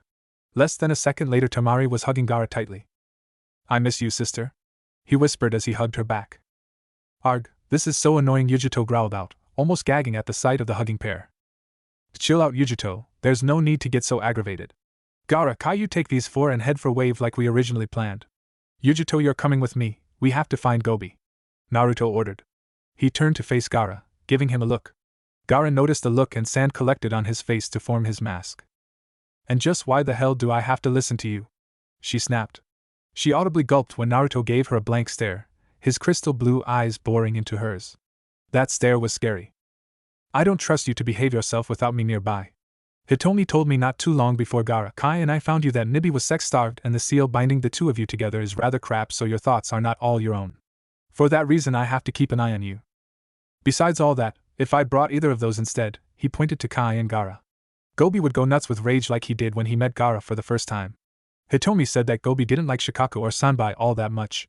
He said smartly, whilst Gaara shivered at the memory. Yujito glared at him for a moment before nodding her head in resignation. I hope that's not the only thing you'll keep your eyes on, she said suddenly. She slapped her hand over her mask where her mouth was, her eyes wide in horror. See what I mean? Naruto asked, whilst giving a nod to the other two boys. They led the free captives out of the building. Remember not to get caught. I don't want to be coming out of here hot, you understand? I don't want any of us being seen by anyone, that's why I'm bringing Yujito with me. Let's go, he ordered. Don't I get a say in this? Yujito asked, sulking silently. No, said the three boys. Yujito just grumbled. They turned to the room they came from and went through the vesting. Outside, Naruto and Yujito were slinking through the shadows of the seemingly empty streets of Konoha. This'll take forever at this rate, grumbled Yujito. Naruto stopped walking, causing Yujito to falter. We have been found, Naruto said, turning to Yujito. How can you tell? She asked him. Simple, this is a ninja village, the most powerful out of all the elemental countries, and we haven't run into anyone.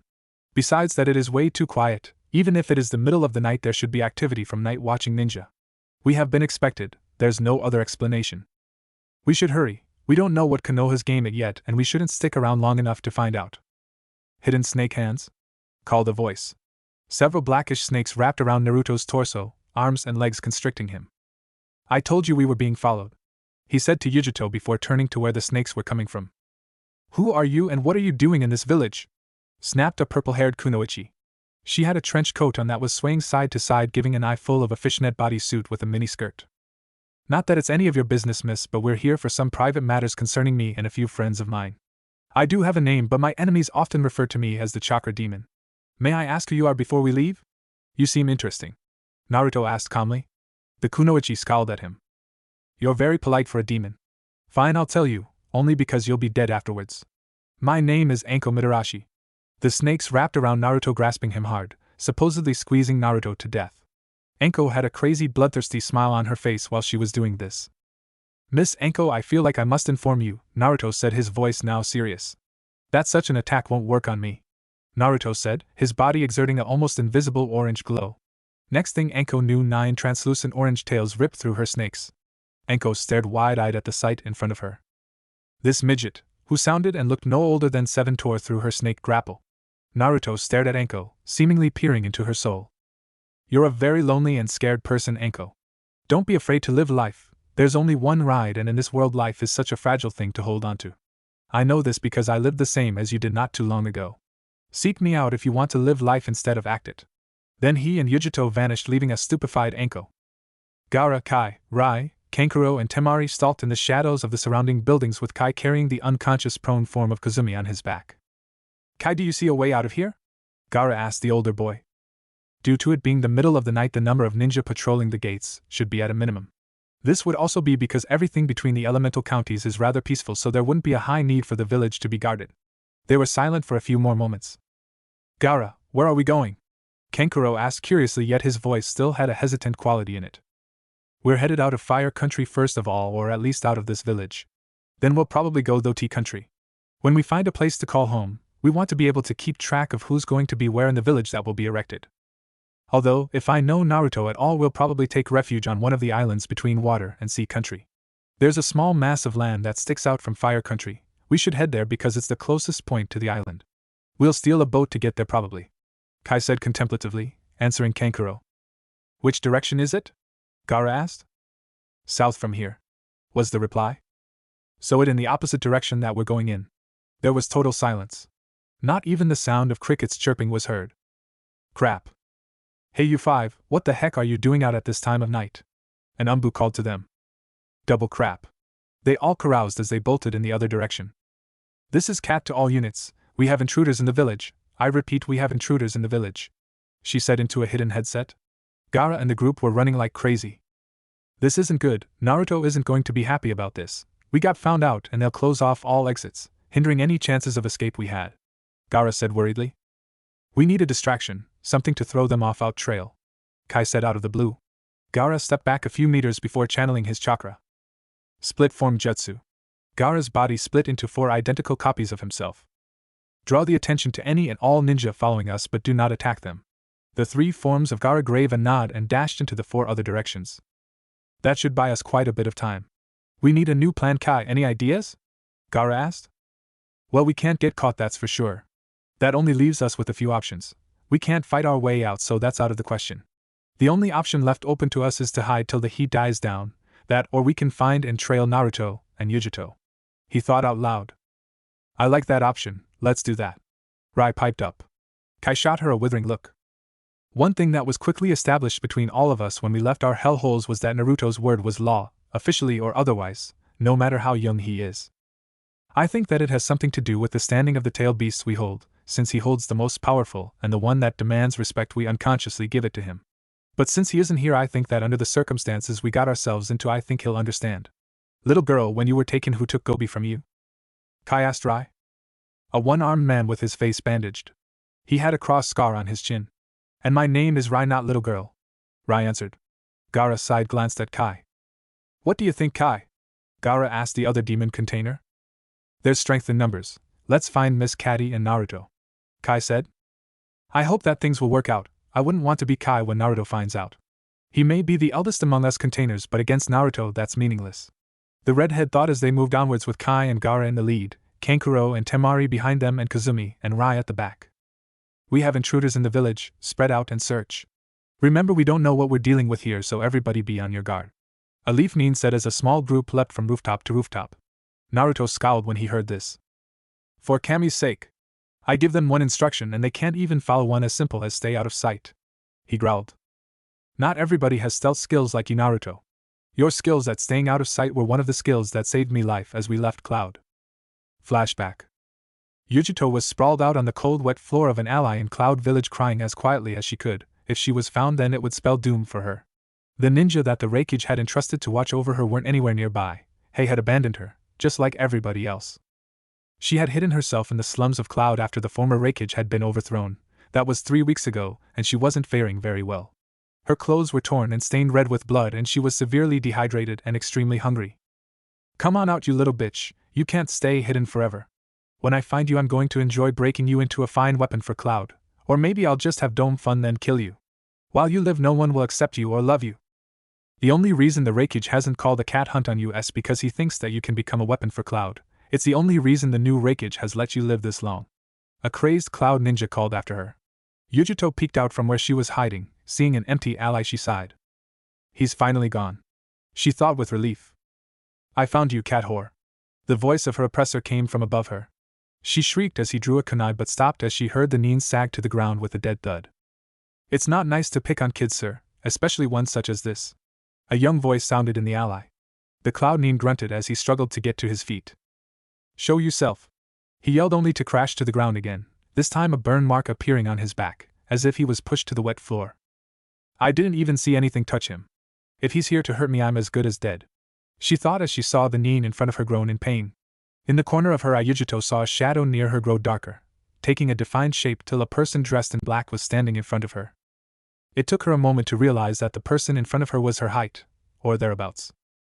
"Are you okay? Don't worry, I'm not going to hurt you. My name's Naruto Uzumaki, what's yours?" Naruto asked. "What do you want?" she asked edgily, not answering his question. "Believe it or not, I want to help you. It doesn't take a genius to see that you're miserable here in Cloud. I mean, you're hiding in a back alley. That and you look like you've been through hell," Naruto said, seeing the edginess in her voice. "It's not my fault. Everybody fears and hates me and won't come near me. I heard someone say a few weeks ago that I might maim them if the chance came," she said huffily. Naruto took a thoughtful stance for a moment. "Do you know why you're treated like you are?" Naruto asked. "It has something to do with Nibi, the two-tailed cat demon that was rumored to have been captured by the last Kage of Cloud," she replied while slowly trying to get away from him. "That's a very interesting tale, isn't it, container of Nibi?" Yujito stared at the dark abyss that was Naruto's mask in total shock before Naruto shot a burst of demonic chakra at Yujito. Yujito slumped to the ground. Two other figures emerged from the shadows. Just before she blacked out, she heard someone speak to Naruto. "Did you really have to do it like that, Naruto? Nibi's probably been sleeping the whole time she's been sealed in this girl here. I had to wake her so that the demon could meet the host. She didn't tell me her name, she's way too edgy, and I think that Nibi will help clear that. Boy, will Nibi be pissed. Let's get out of here." He let out a semi-evil cackle, making the boy's sweat drop. End flashback. Okay, so I might have set the bar a bit high for them, but they have Kazumi-sensei and Rai with them, as well as Gaara's brother and sister, and none of them could last in a decent fight if we get caught in this village. If the village council of old bats gets a hold of even one of us, we'll be drafted as a human weapon like Cloud was planning for you. How do you know that? You sound like you know that from experience, Yujito asked skeptically. When I lived here, 3 years ago, a guy came to the Hokage requesting that I be placed in an organization called Root.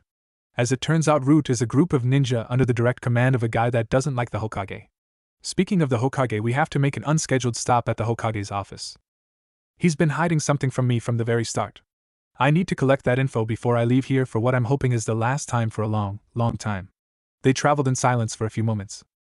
How much power do you think Gobi will have recovered in the time that you fought those Akatsuki guys? Maybe we can find him easier if he were recovered, Yujito asked all of a sudden. He should have recovered about 2.5 tails by now. I wish I had his nose, finding him would be a cinch.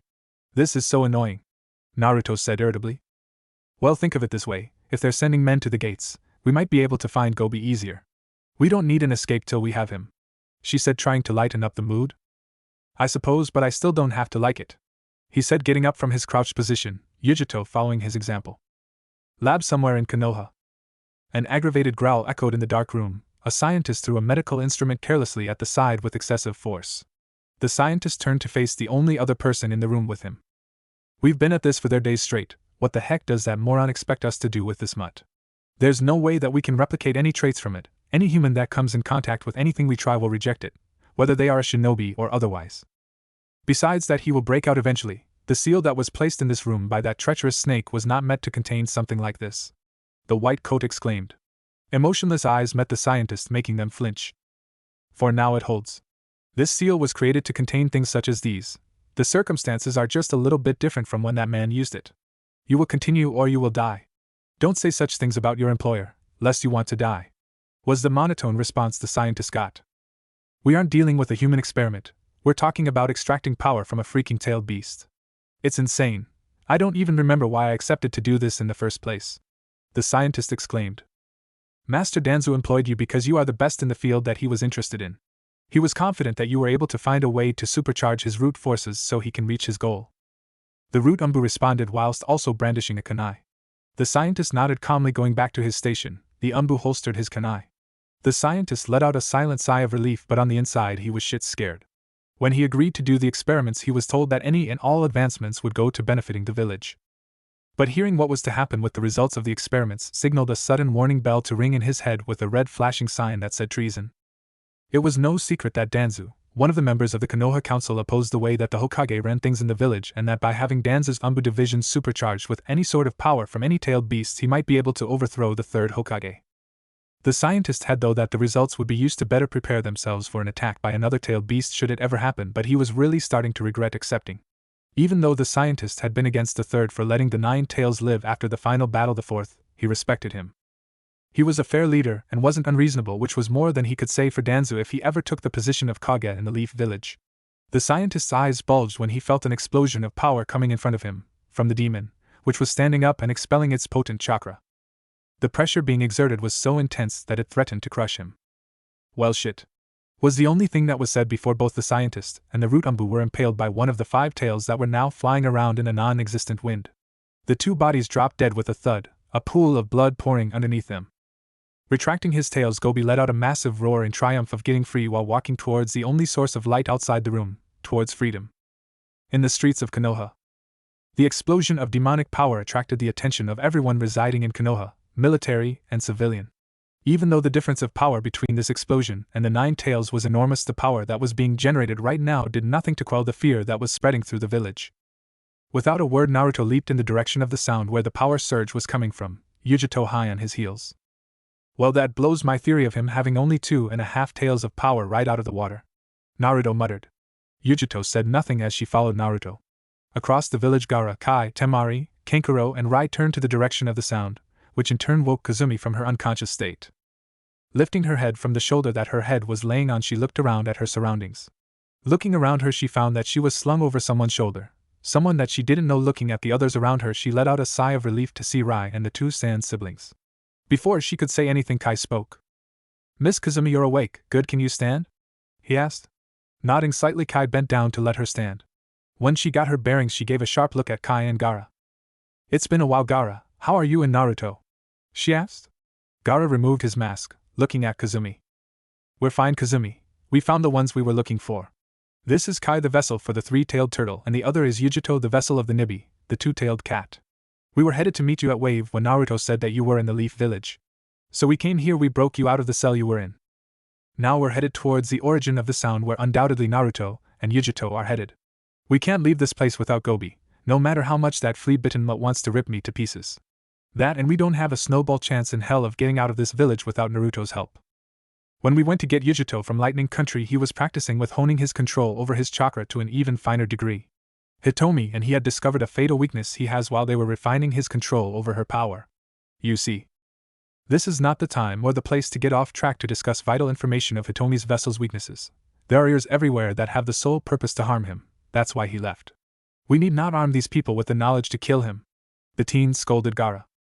Gaara pouted, the action going unnoticed by all but Kazumi and Rai, the latter starting to giggle at the face. Eldest of the group cleared her throat, gaining the group's attention. "We have little time to dawdle. We won't be able to regroup with Naruto if we miss the chance. You kids go retrieve Gobi. I have some business in the Hokage's office." Before anybody could say anything, Rai and Kazumi disappeared in front of their eyes. Kai rubbed his hand through his dark hair. "Can anyone do as they're told? What the hell am I supposed to do now?" he muttered. "We continue to find Gobi. If nothing else, we have to get him out of here," Gaara said. Kai eyed him curiously when the redhead fell to his knees, clutching his side. "They're getting closer. One of my decoys was destroyed. It's a new technique that I put into practice, but I did not expect to feel pain at the forceful dispersion of the copy," Gaara said as he gathered himself, Temari helping him up. In the near distance they heard the shouting of Leaf Umbu. "We don't have time to wait around here, we have to move. Once we find Naruto and Yujito, we'll collect everybody. After that we'll make a beeline to get out of Fire Country. The longer we spend in Fire Country, the more danger we'll be in, and I'm sure that if he were here Naruto would agree with me," Gaara said with a hushed voice. He got 3 nods in response before departing their present location, quickly. Naruto and Yujito touched down in front of a cellar door in the side street of an unrecognizable building. It had taken a fair bit, but they were able to track down the origin of the geyser of power Gobi released. Naruto scowled. The power the mutt had released had put the village at full alert, making Leaf Ninja run around the place like rabid animals. "We have to hurry this up. There's no telling how much time we'll have to find Gobi and get out of here before Konoha Nin track the source of the explosion here, or worse yet, the Hokage himself. Though that old man might have protected me in the past, His position as a Kage makes the safety of the village the highest priority, making my life forfeit. I'm nowhere near strong enough to take on a Kage, in a few years maybe, but defiantly not now. Naruto grabbed hold of one of the cellar doors and wrenched it open. He waved Yujito in. Ladies first. Oh, but you aren't a lady yet, are you? He said as he and Yujito descended below ground. Cat's hellfire. Naruto's side glanced at Yujito. Was that really necessary? He asked. I got a little anxious. I hate the dark, especially when it's in enclosed spaces, she said defensively. Naruto rolled his eyes. If it makes you feel better, you can hold me hand, he replied dryly. He almost squeaked in surprise when she did just that. Naruto stared at her for a second in shock. This was a side of Yujito he had never seen. Granted that she had only been with them a short time, but it still amazed him.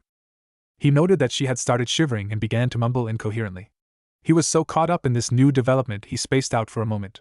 Silently cursing himself for losing focus, he cast a look at his claustrophobic companion, not sure of what to do.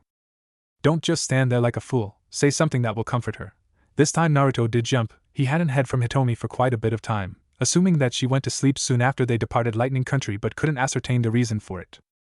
Deciding to act on her advice, he gave the hand that Yujito has clutching a reassuring squeeze. The blonde-haired girl looked at him confused. Everything's going to be okay, Yujito. He started to say, but was cut off by the echo of a dog bark.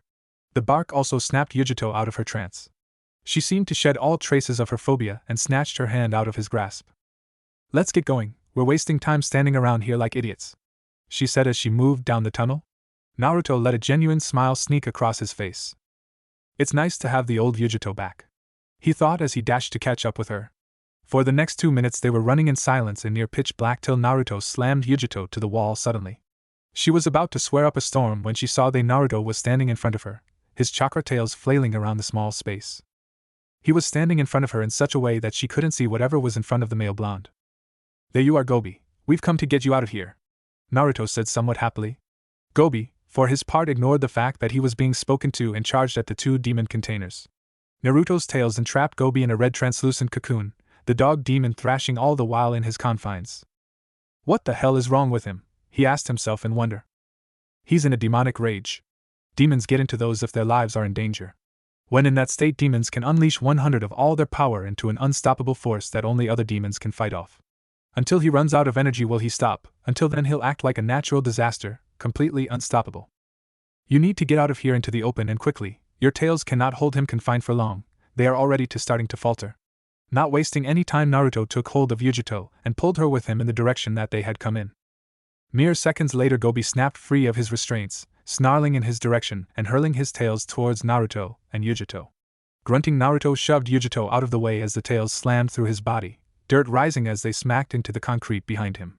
Naruto held his head in pain as the tails retracted. Damn it, Yujito, forget what I said. I'll keep him busy, but you have to find Gaara and bring Kazumi here. She can help me calm him down, but I can't hold him for long.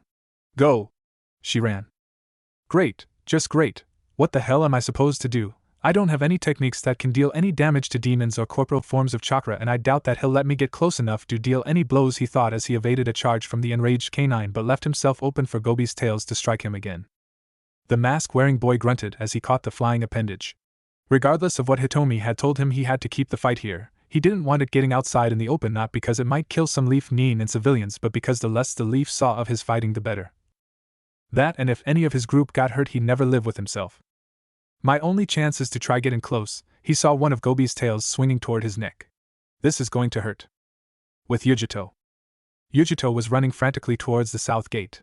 In the not too far distance she saw the same kunoichi that they had run into before, Anko if she remembered.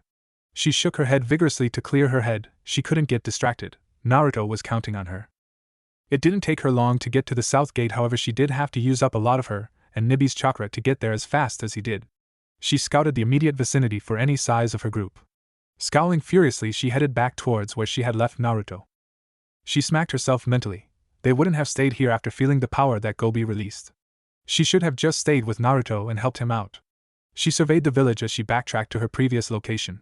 She saw man and woman, shinobi and civilian alike, running around like headless chooks. She would have laughed at the sight had she not been so desperate to find those that Naruto had told her to find. As she came across the area that Naruto and herself had let that ankle woman, she found that she was gone.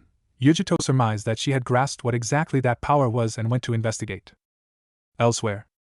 The Hokage's office was vacant, with only shadows and a small stack of papers in the room. Silently, two figures slipped out of the shadows nearest to a window. The smaller figure sauntered around the window while the taller one loomed over the desk. Now, if I was that old man of a Hokage, where would I place such lucrative information? Kazumi asked herself. As if answering her question, one of the portrait photos of the previous Hokages on the side wall seemed to move. Kazumi smirked slightly. Old monkey, you are just as smart as you are old, she said with a tut. Skulking over to the photo of the yellow flash of Konoha, she lifted the portrait away from the wall, revealing an intricate seal on the wall. She started to examine the seal when Rai broke her out of her trance. Grandma, something's going on outside. It's holding this whole place in fear, she said worriedly. Indeed, Kazumi had felt the geyser of power that Gobi was churning out, and she guessed that it was one of the only reasons that this office was empty. She again looked at his seal on the wall, and she found out half a moment later that it was a blood seal, and though it was crafted well, it wasn't created well enough for people such as herself to get past it. She ran her fingers over the markings for a moment before she stepped back and crept over to the lone desk in the room. She went to the bottom drawer of the desk and opened it, finding it full of envelopes and stamp pads. Shifting all the junk to the side, she saw a hidden seal that was used to hold items. After destabilizing this seal, she watched as the seal crumbled away, a poofing with a small plume of smoke indicating that the unsealing had gone well.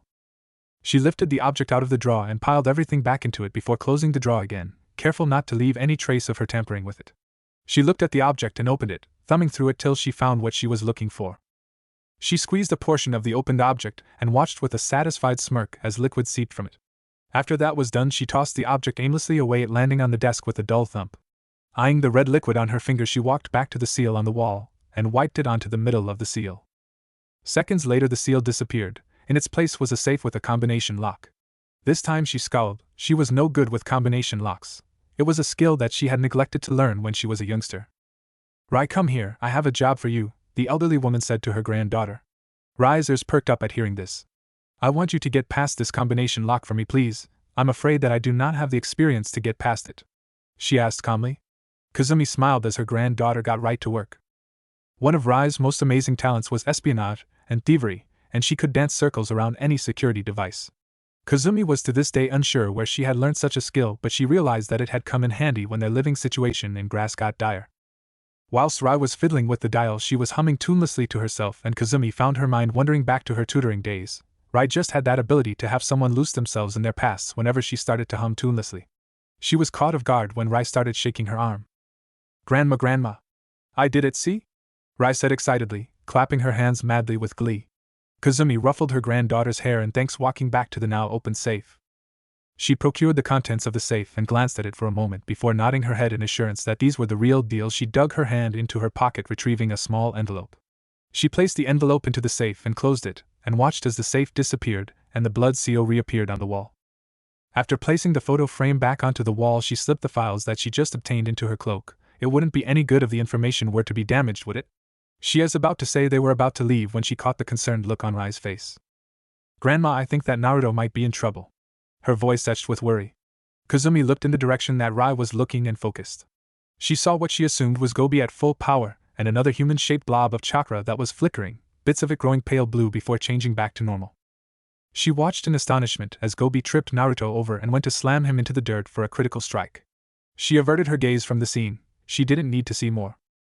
She turned her head to the pile of papers on the desk, grabbed a brush and the bottle of ink at the side of the table, picked up a sheet of paper from the stack, flipped it over and began to write symbols for a suppression seal. The book that sat on the desk to his side of her glistened in the darkened room. Sparing another glance at the orange book, she set it alight with a small fire jutsu. Satisfied, she began working on crafting a seal. If this doesn't work, I have one other idea, but I'm not sure whether it will work on Gobi because he's a demon. Elsewhere in the village, there were few things that Sarutobi, the third Hokage of Konoha, was afraid of. These things being the destruction of the village hidden among the leaves, invasions that could lead to the first reason, and finally an attack by another tailed beast. The Hokage was currently roof-hopping towards the origin of the explosion of demonic power. It was his responsibility to, at the cost of his life, protect the village that he led. He took a glance behind him, noting the riots that were occurring due to the presence of another demon within the village walls. The Hokage grunted as he continued forth. The closer he got to the power geyser, the harder it was for him to keep his focus. He assumed it was because of the crushing power that the demon was exerting. Sarutobi briefly wondered how in hell Minato was able to stand up to the Kyuubi 7 years ago, when its power was flailing madly. The aged shinobi shook his head at that thought. It wouldn't do him any good to get distracted at a time like this where a split second's worth of inattentiveness could cost him his life. It's hard for him to keep focus because he was still fretting over just how he was going to go about beating a demon. He was no sealing expert, and he couldn't perform the Reaper Death Seal to seal the demon away. Having almost reached the point of origin, the Hokage put on his game face, ready for a fight that he was sure that he would never forget. Arriving at the location that he'd sensed the demon in, he found that the immediate surroundings were still standing, if not shaken up by the shockwave of demonic power just moments ago. It must be below ground, great, thought the Hokage as he scanned the area for an entrance to where he could engage the demon. He was caught off guard when something shot out of the ground, sailing up in the air with the force of a cannon blast. Almost immediately after that, however, he saw a dark brown stream of chakra aimed towards the figure that was still flying upwards. By sheer luck, he was able to avoid another brown stream of chakra that burst from the ground behind him. The third started to flash through some hand signs to use a fire jutsu when a voice from above stopped him. "You old fool, he's a corporal manifestation of chakra and jutsu are ineffective against him. He needs to be calmed. Right now he's as mad as a woman in labor at her husband. Neither of us will survive if he continues his rampage like this." Chakra style, drilling bullet. An intense blue orb shot down into the ground from one of the open holes. A whimper along with a snarl was the only response that either of them got to show that the attack did anything. Sarutobi looked up at the black-clad figure, which seemed to just hang in the air, burst into smoke. Passing it off as a clone dispersion, he was caught off guard when the smoke started to talk. "Fine then, if you didn't like that, then try this. Chakra style, piercing comet." And true to its name, it came down to ground exactly like a comet, only that this comet was blue and it was far smaller. The comet slipped into one of the holes in the ground. Not wanting to be left out, the third jumped down after the comet. This was his village after all. Having sensed his arrival, the demon swatted the Hokage into the wall of the tunnel just fractions of a second after Sarutobi descended into the tunnel. "Why the hell did you come down here, you old coot? I have everything under control." The black-clad person snapped as he grabbed hold of the tail that was closing in on them and pulled at it, eliciting a yelp of pain from the tailed beast. "Really, I don't understand you people. You barely survived the attack of the last tailed beast that was here, and you go and tried to capture another one. You're either really brave and stupid or just really, really stupid," the black-wearing guy said as he and the Hokage dodged another set of gabs from the demon's tails. "Hey, watch you mouth brat, do you have any idea just who I am? I'm an idiot who seems to want to brag about who he is instead of trying to help out. If you're not a seal expert, I don't give a damn who you are right now." Realizing that this was a small boy, not even near being a preteen, was chewing him out, the Hokage jumped out of the tunnel through a hole and started to flash through hand signs, bit his thumb and slammed his hand to the ground. "Summoning jutsu," he called. Kanji spread out on the ground and a puff of smoke rose from the dirt. A man-sized monkey stood up within the smoke, crossing his arms when he was the Hokage. The monkey was about to open his mouth when the Hokage pushed it out of the way as another tail spiked through the ground where they were standing. "Sorry, Enma, but this isn't a social call. Teresa demon attacking here right now, and I need you in staff form," Sarutobi said to the summon. Enma glanced down the hole to where the demon was. He cocked his brow at the Hokage. "What did you do to have the five-tailed dog demon Gobi to attack here?" Enma asked as he transformed like he was asked. "You know, Enma, I'm not quite sure myself," the aged man replied as he grasped the staff and descended down the hole into the tunnel again. "Where the hell did you go off to, you old bag of bones?" asked the shrimp wearing black as he grabbed and pulled another tail, earning him another snarl of anger from the demon. Having been fighting in the dark, Gobi couldn't see where he was mindlessly throwing his appendages, but having one of his tails pulled made him send his other tails towards his captive tail. The third looked on in horror as the tails seemed to puncture him. The Hokage realized, however, that no blood came from the puncture. Sarutobi gripped the staff in his hand tightly, and whisked going towards the now inanimate tails brought his staff down in a downward chop. The demon's howl of pain after that was deafening. "Ha! Maybe you are good for something after all," the Hokage's ally said as they leant up against the tunnel wall. Sarutobi shrugged off the statement. There were more important matters at hand and he didn't have time to scold this brat for his lack of manners. "If we keep fighting down here, we'll be killed," the Hokage said as he evaded a jab from a homing tail. "This isn't where I wanted to fight him either. I didn't want to fight him at all, but he isn't himself at the moment. The only reason we're fighting down here is because, not that I want to prevent this village from being destroyed by him. I just don't want people seeing me fight. It's too early to be found out yet." The Hokage didn't even get a chance to say anything in reply when he sensed two people hop down through one of the holes above and throwing a piece of paper at the dog demon's head. The paper hit its head with a slap. A seal shined on it, telling the Hokage that it had been activated. "Everybody look away, quickly!" ordered someone from behind him. For all his skill, the Hokage wasn't able to react quickly enough and he was momentarily blinded by the light that the seal was giving off. Before Sarutobi passed out, he registered that there were 4 others that had joined them in the tunnel, 2 wearing masks, one with blonde hair, and the other what he believed to be a giant black cat standing on its hind legs. Grab Gobi and let's go, we've overstayed our welcome. What about him? Gaara asked, looking at the unconscious village leader. Leave him, he's just unconscious. We have to leave now while the village is in disarray. This time everyone stays together, I mean it this time. Everyone present gave an affirmative nod at hearing his I'm not taking no for an answer tone before they left the area. It wasn't hard for them to sneak out of the village. With the strife that the civilians were making, the ninja on duty didn't even notice them, that, and the ANBU were trying to locate their leader. Naruto stared at the wetlands of the country where his contact was said to reside in. Naruto stared at the wetlands of the country where his contact was said to reside.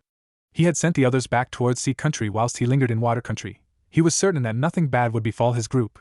After all, it had been 1.5 years since they had been together, and they had grown incredibly strong in their chosen fields. He was tense, however. He was in a potentially hostile environment with no foreknowledge of the workings of its people. There was another reason, in which Kazumi had called him paranoid over, but he chose to ignore that bit of information. Dad, come on, stop spacing out on me. You have to stay focused, remember? I can see your outline smoking. Naruto glanced at the little girl clutching his hand, her pale eyes big and lavender. His mind wandered back to when they had found her and decided to take her with him. Flashback. Naruto, Yujito, Gaara, and Kai were carrying the non-trained persons of their group on their backs with Gobi under Naruto's arm whilst he used 2 tails to hold his passengers and place on his shoulders.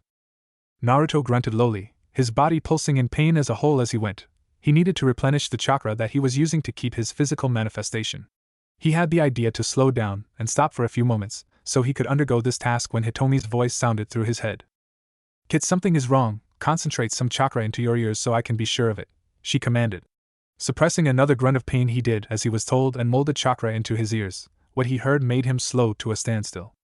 Looking back, the 3 looked at their leader. Despite his age, he did contain the ruler of those that reside in them, and they would not dispute that. They were honor-bound to follow him.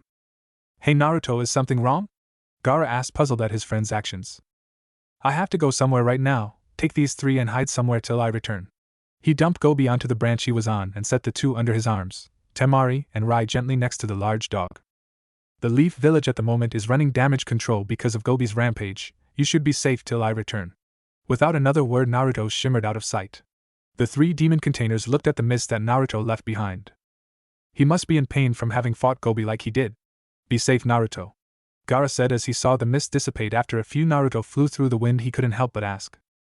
Hitomi, what's going on? What was that noise? Why are you making me go after it? He asked hastily, trying to keep from losing focus and not faring too well at that. That kid is the sound of a small child, one that isn't any more than 2 to 3 years old, crying. A child crying so far out of the village like this isn't normal. Granted, Gobi's rampage did spark quite a lot of fear, but this isn't because of that. Whoever the child is, they are in a great deal of turmoil, she said, making Naruto raise an eyebrow. How did she know that sound so intimately? Closing in on the source of the wailing, Naruto realized what this meant. Someone is using the strife caused by Gobi's rage to sneak someone out of the village, he said out loud in realization, his focus slipping a bit, his outline smoking a bit more than before. 1. Stop the child thief. 2. Find out where he was going with them, and 3. Dispose of them and bring the kid with us. Whoever it is, they won't be able to stay out here, and we cannot wait for anyone to come along and collect the kid, and we certainly can't take them back. Afterwards, we can start the filtering of chakra to get you back to fighting condition. This means you will have to take whoever it is out quickly. If you can steal some as well, steal a lot. Stay focused, you're oozing chakra, Hitomi ordered. Giving his mental acknowledgement, he flew past tree after tree. Several moments later, Naruto was in range to see who it was that was fleeing the village. A dark green-haired ninja with a chunin vest with black ninja pants and matching ninja sandals could be seen running with what Naruto identified as the child in a tumble of sheets, blood stains splotched over parts of it. Naruto eyed the obvious rogue leaf ninja, specifically his weapons pouches on his thighs. Finally deciding on a course of action, Naruto sped forward and, in his non-physical form, punched the ninja in the back of the neck. The effect was instantaneous. Naruto acted accordingly. As the renegade nin fell to the dirt, Naruto flew in front of him, catching the sheets and the kid in the gas form that was his body. Feeling that she was no longer being carried, the girl looked around her for what was going on. She felt this warm feeling surround her in a comforting haze. Tears slipping from the side of her eyes, and saw that she was floating in the air barely a meter off the ground and the man she had seen just before. The feeling of going incredibly fast started. She looked around her again as the thing she was floating on started to move and take shape. She screamed when it started to talk. She, now in this person's arms, felt herself being held gently, that then started rocking her side to side. Sorry, did I scare you? The black-clad man asked. She started to tremble in fright, trying to squirm out of the hold this person held her in. She stopped as she saw the guy on the floor starting to rise from the ground.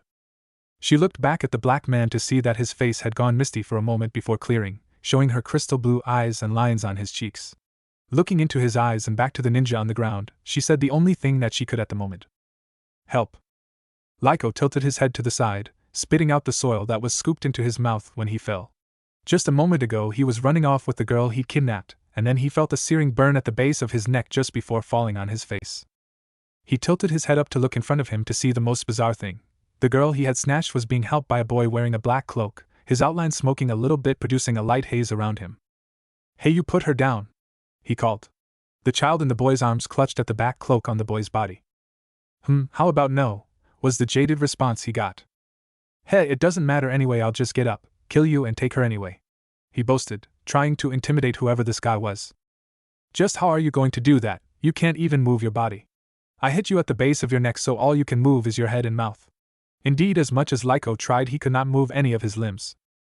Okay, now here's how it's going to work. I'll ask you questions and you'll answer them truthfully, otherwise unpleasant things will befall you. Question 1. Who are you? None of your damn, he trailed off as he saw and felt his chakra being sucked out of his body and being assimilated into the boy's black figure. He watched as the haze surrounding the boy shrink a little. I'll ask again and you better answer correctly. I'm in the need of chakra to repair my body and you're right for the taking, so you better wizen up. Who are you? He asked again. Lyko was just about to spit in the guy's face, or try to from his position on the ground, when the boy put his hand up, which started to glow, and Lyko felt a pull on his chakra, far stronger than before. As it did before, he saw the shroud shrink further. I'm a Chunin from Konoha, my name is Lyko, he said hastily. The glowing hand faded and the pull receded. We're finally getting somewhere. Second question, who is this girl? The voice was calm, but the undertones spoke volumes. My pay ticket tack. He gasped in pain as he felt the pull, far stronger than both times. TSK. I meant who she is, as in name, age and family. If you want to be left dry with no chakra left to speak of and die from it, then it's no big loss to me. Persuade me to let you live by telling me what I want to hear, Lyko. Lyko started to sweat, the extraction of his chakra from his body taking its toll on him. Okay already, I'll tell you, just don't kill me, he said, desperately trying to buy more time till he found a way out of the situation he was in, though with the chakra he had left. Then tell me what I want to know, was the dead-tone reply. She's the second daughter of the Hyuga clan head Heishi Hyuga, Hanabi Hyuga, age 3. When the village was engulfed in mass panic and the Hyuga clan estate was attacked, I stole her from the village and fled toward Lightning Country so I could sell her for valuable techniques. Lyko stared at the imposing figure in front of him, his crystal blue eyes piercing his soul. I told you everything you wanted to know, now please let me go, he pleaded. Last question, then I'll be out of your way. When is her birthday, and don't tell me that you don't know.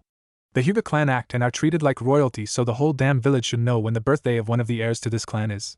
The statement making Lyko wince. It's March 27th. The man craned his neck to see what this guy would do. He answered his questions, so he should be let go, right? He started to get angry when the guy started to walk away with Hanabi still in his arms. Hey, wait.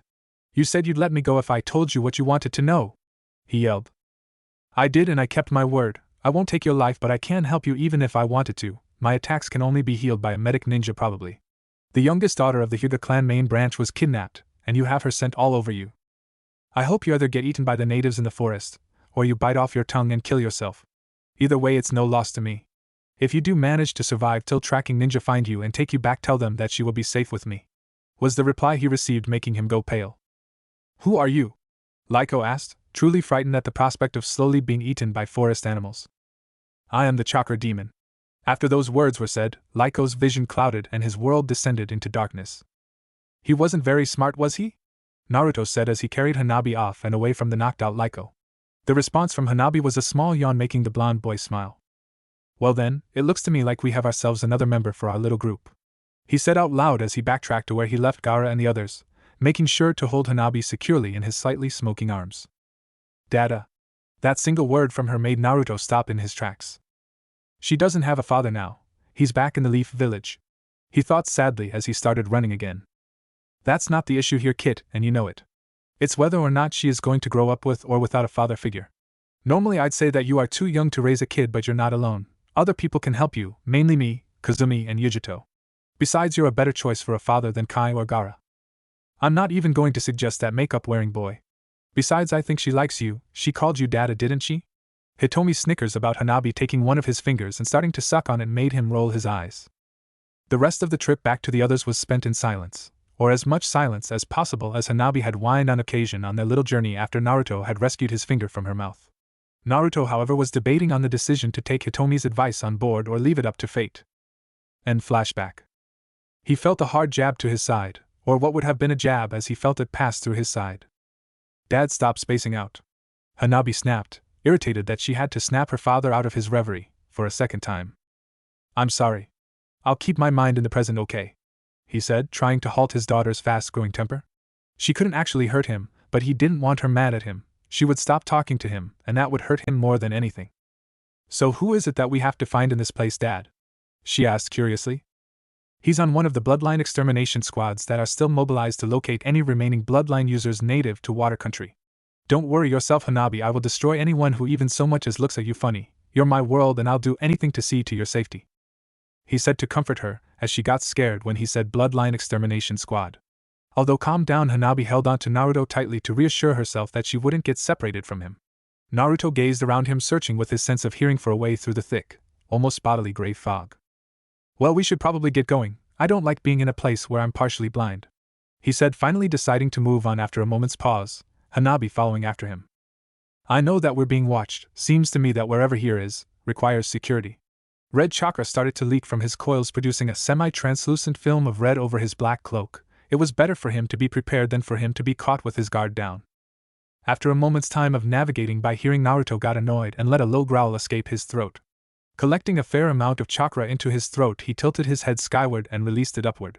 Seconds after he interlocked his hands and clapped them shut, the chakra-encased air exploded, blowing all the fog away. Naruto let out a sigh of success as he started walking again. Hanabi gazed at her father as she walked beside him. He was the epitome of strength in her eyes and didn't want to be anywhere that wasn't with him. Dad, can we stop? I'm kind of a loud grumble came from her belly, making her blush and making Naruto laugh. Sure thing. We shouldn't be too far away from a town where we can dash.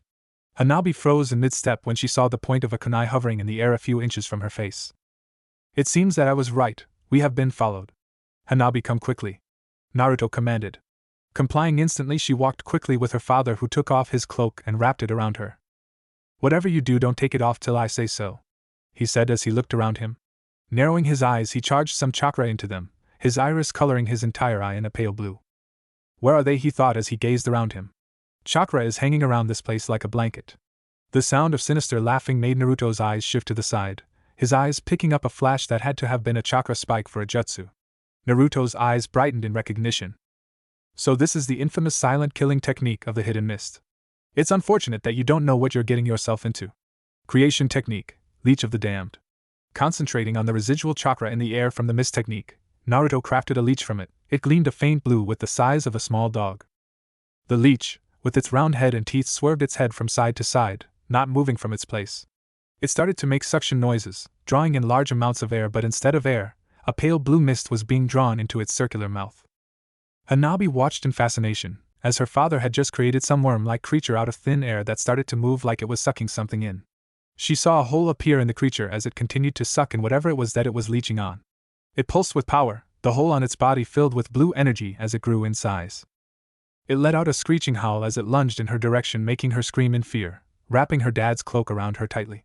She stopped her screaming as she saw it rush right past her and into the marsh behind her. Hesitantly, she turned her head to the side to see what had happened. Making sure she had a firm grip on her father's cloak, she gazed to where the worm creature now sat, next to a puddle of water. She saw it glow again as it grew in size. She watched as it shifted its head, or mouth, to the side and again lunged in another random direction. This time, however, she saw it get sliced in half halfway through its flight through the air. Hanabi stared at what cut the creature in two to see a man with camouflage arm warmers, no shirt on, with a strap of some sort coming and going to his shoulders, and thigh with pants with lines on them. The most identifiable feature, however, was a mask of white bandages around the face of a man with a headband that was worn at a weird angle. But above all, the massive sword in his hands made her identify him as a ninja. Hanabi watched as the two halves of the creature glowed slightly before their bodies sprouted new sides, creating two of the same creature. They turned their mouths towards the swordsman and screeched, moving in closer. Unless I dissolve them from the chakra they were sculpted from, those mindless leeches will forever seek you out. I created them from residual chakra you left behind from your mist jutsu. Either state your business or be feasted upon. Her father's voice sounded a few meters away. You are the real deal, aren't you, chakra demon? You are aptly named, the man said slickly. The snarling of the leeches made his tense up. The bandaged man shifted his gaze to her, making her flinch back, making the swordsman smirk. My name is Zabuza Momochi, one of the 7 swordsmen of the mist. Snapping his fingers, Hanabi saw a girl around the same age as her father come out into the area from the marsh surrounding them. This is Haku. I want to make a deal with you. He spoke out into the open. Hanabi looked off to the side slightly, seeing a shift in the air. In seconds the air folded in on itself, and her father appeared in a haze of smoke. Her father's blonde hair stood on his head in large spikes, the back of it tied in a small ponytail. He wore a dark red shirt with a black pair of ninja pants that matched his coat. You've got my attention, if only for the moment. Start talking. She saw him hold out his palms and with a flick, saw the leeches promptly dissolve and travel back to his palms in a shower of blue smoke. She watched as his body seemed to pulse for a moment before turning back to normal. Zabuza stared at the masked face of the demon in front of him. From the rumors that surrounded this guy, he was incredibly intimidating, and from that small exchange, this guy fights in a whole other league compared to the typical shinobi. He heard what happened 1.5 years ago in Rain Country, about one man that turned the clouds of the country red with blood, and seeing the instigator of the incident right in front of him, he had to fight a shiver of fear that threatened to shoot down his spine. It is an honor to meet you in person. Cut the crap, there are other people I need to see and other places I'd rather spend my time than some frog-infested cesspool. A rib bit and a splash could be heard off in the distance. The leader of the Hidden Mist is an old paranoid man. The Mizukage does not listen to the people. All he cares about is the might of his village and the strength of his military. Zabuza stared. I can only hope you're going somewhere with this, the masked boy said casually, but Zabuza saw the hidden meaning. He is a dictator and needs to be eliminated. We're at the point where I'm sure that if you approached Mist you would be met with hostile force and turned away. If you help me with a coup, I will have the entirety of the Hidden Mist in your debt. The demon of the Bloody Mist said boldly. What would happen should this turn into a ploy to get the bounty the Amicage placed on my head for butchering the majority of his shinobi populace that one time? The true demon asked indifferently, his blue eyes peering into his soul like he was seeing into his soul. It is Rain's problem to deal with you if they want revenge. All I want is to kill that bastard Mizukage for screwing Mist into the ground. Zabuza watched as the blonde man turned his head to the girls that were now standing off to the side watching them, one with fear in her eyes and the other with adoration. We need a place to eat. Is there a tone nearby that will give us service? Hanabi is hungry and needs to eat. Naruto said, not moving an inch, either agreeing nor disagreeing with the idea Zabuza put forward. What about you? Don't you eat, or do you really eat the dead like they say? Zabuza quipped. Human corpse tastes disgusting. Contrary to popular belief, demons don't eat the dead, and we aren't cannibals, well, most of us anyway. Hanabi, let's go, we're going to get you something to eat. Hanabi's eyes brightened considerably. There's a town nearby where you can find something to eat. We should get going before any ninjas show up to ask questions. Collecting his daughter and Zabuza Haku, they vacated the area. Seconds later, a pale-skinned man appeared in the marshland. Everyone's here, let's see how this plays out, Kukuku. They thought before vanishing again. So why exactly are you here of all places? Zabuza said nervously, trying to stir up a conversation with the imposing figure beside him, his daughter tearing into her food with great speed. Her father patted her back firmly when she started to choke. She drank a bit before returning to her food. I need to get an audience with the Mizukage. I'd prefer that I don't have to barge into his office like I did with the Kusakage and Amicage a year and a half ago. I'd rather establish good diplomatic relations with my neighboring countries so that they don't try and go to war with me. There is a contact I have here that would get me that chance. However, if the Mizukage is as bad as you say, then he trailed off, eyeing Hanabi, who was ripping dumplings off a stick. Say what, are you creating a village or something? Zabuza said, intrigued at this prospect. That's for me to know and you to find out, no brow. Where are we going after here anyway? Naruto asked, changing the subject from his goal. The less he knew, the better off he'd be. A place out of sight of the Mizukage. Although the 7 swordsmen are one of the strongest group of shinobi in the Hidden Mist and are loyal to the Mizukage, I'm betting that he won't have any quarrels in declaring us traitors to Mist in a split second, and even the strongest of ninja can be overwhelmed with large numbers. And just how many ninja do you have in this group of yours? Naruto asked, getting to business. If he was going to be a part of this coup, then he'd have to know the size of the force he'd be working with so he could adjust how much he should help them. The 7 swordsmen of the Mist and about 2.5 dozen others. Zabuza said seriously. You're planning to stage a coup with about 31 to 37 shinobi? Right, okay, I think you've lost it, pal. Just how in the world do you suppose you'll kill the Mizukage with such a small force? I doubt you'd be able to rid yourselves of half the Mizukage's forces before you're taken out, no matter how hard you fight. Naruto said with a small laugh. But we can hopefully turn the tide and have the odds in our favor with your help. Zabuza pointed out, a hint of hope in his voice that Naruto picked up. True, but just how much of the fighting do you suppose I'll be doing him? This is your Kumamochi, not mine, and it is no real loss to me whether it succeeds or not. I only have things to gain from helping you and nothing to lose. His statement made Zabuza sideways glance at him. But you are going to help, aren't you? The hopefulness in the older man's voice was starting to irritate the young ninja. Don't worry your non-existent eyebrows, I'll help you the best I can. I give you my word and I'm honor-bound to keep my promises. The group of 4 paused as a mist ninja appeared in a plume of smoke in front of them. Zabuza, 3 of the 7 swordsmen have vanished from the hideout. It is believed that they have fled the country. The statement was quick, the messenger breathing quite hard, making Naruto believe that this guy didn't have a lot of stamina, thus making him a bad frontline fighter, probably a chunin. Which 3? Zabuza said, alarmed. Raiga, Kisame and Dash. Not them, we needed them, especially Fish Face. We have to pick up the pace. The Mizukage might have been alerted of their escape and put the word out on us as hostile. Collect your kid and let's get going, we have no time to lose, we could have lost the element of surprise already. He waited a moment before vanishing in a burst of speed, the other Mist Nin taking hold of Haku and following the bare-chested man. Taking Hanabi into his arms, Naruto took off after them, ignoring her yelp of surprise.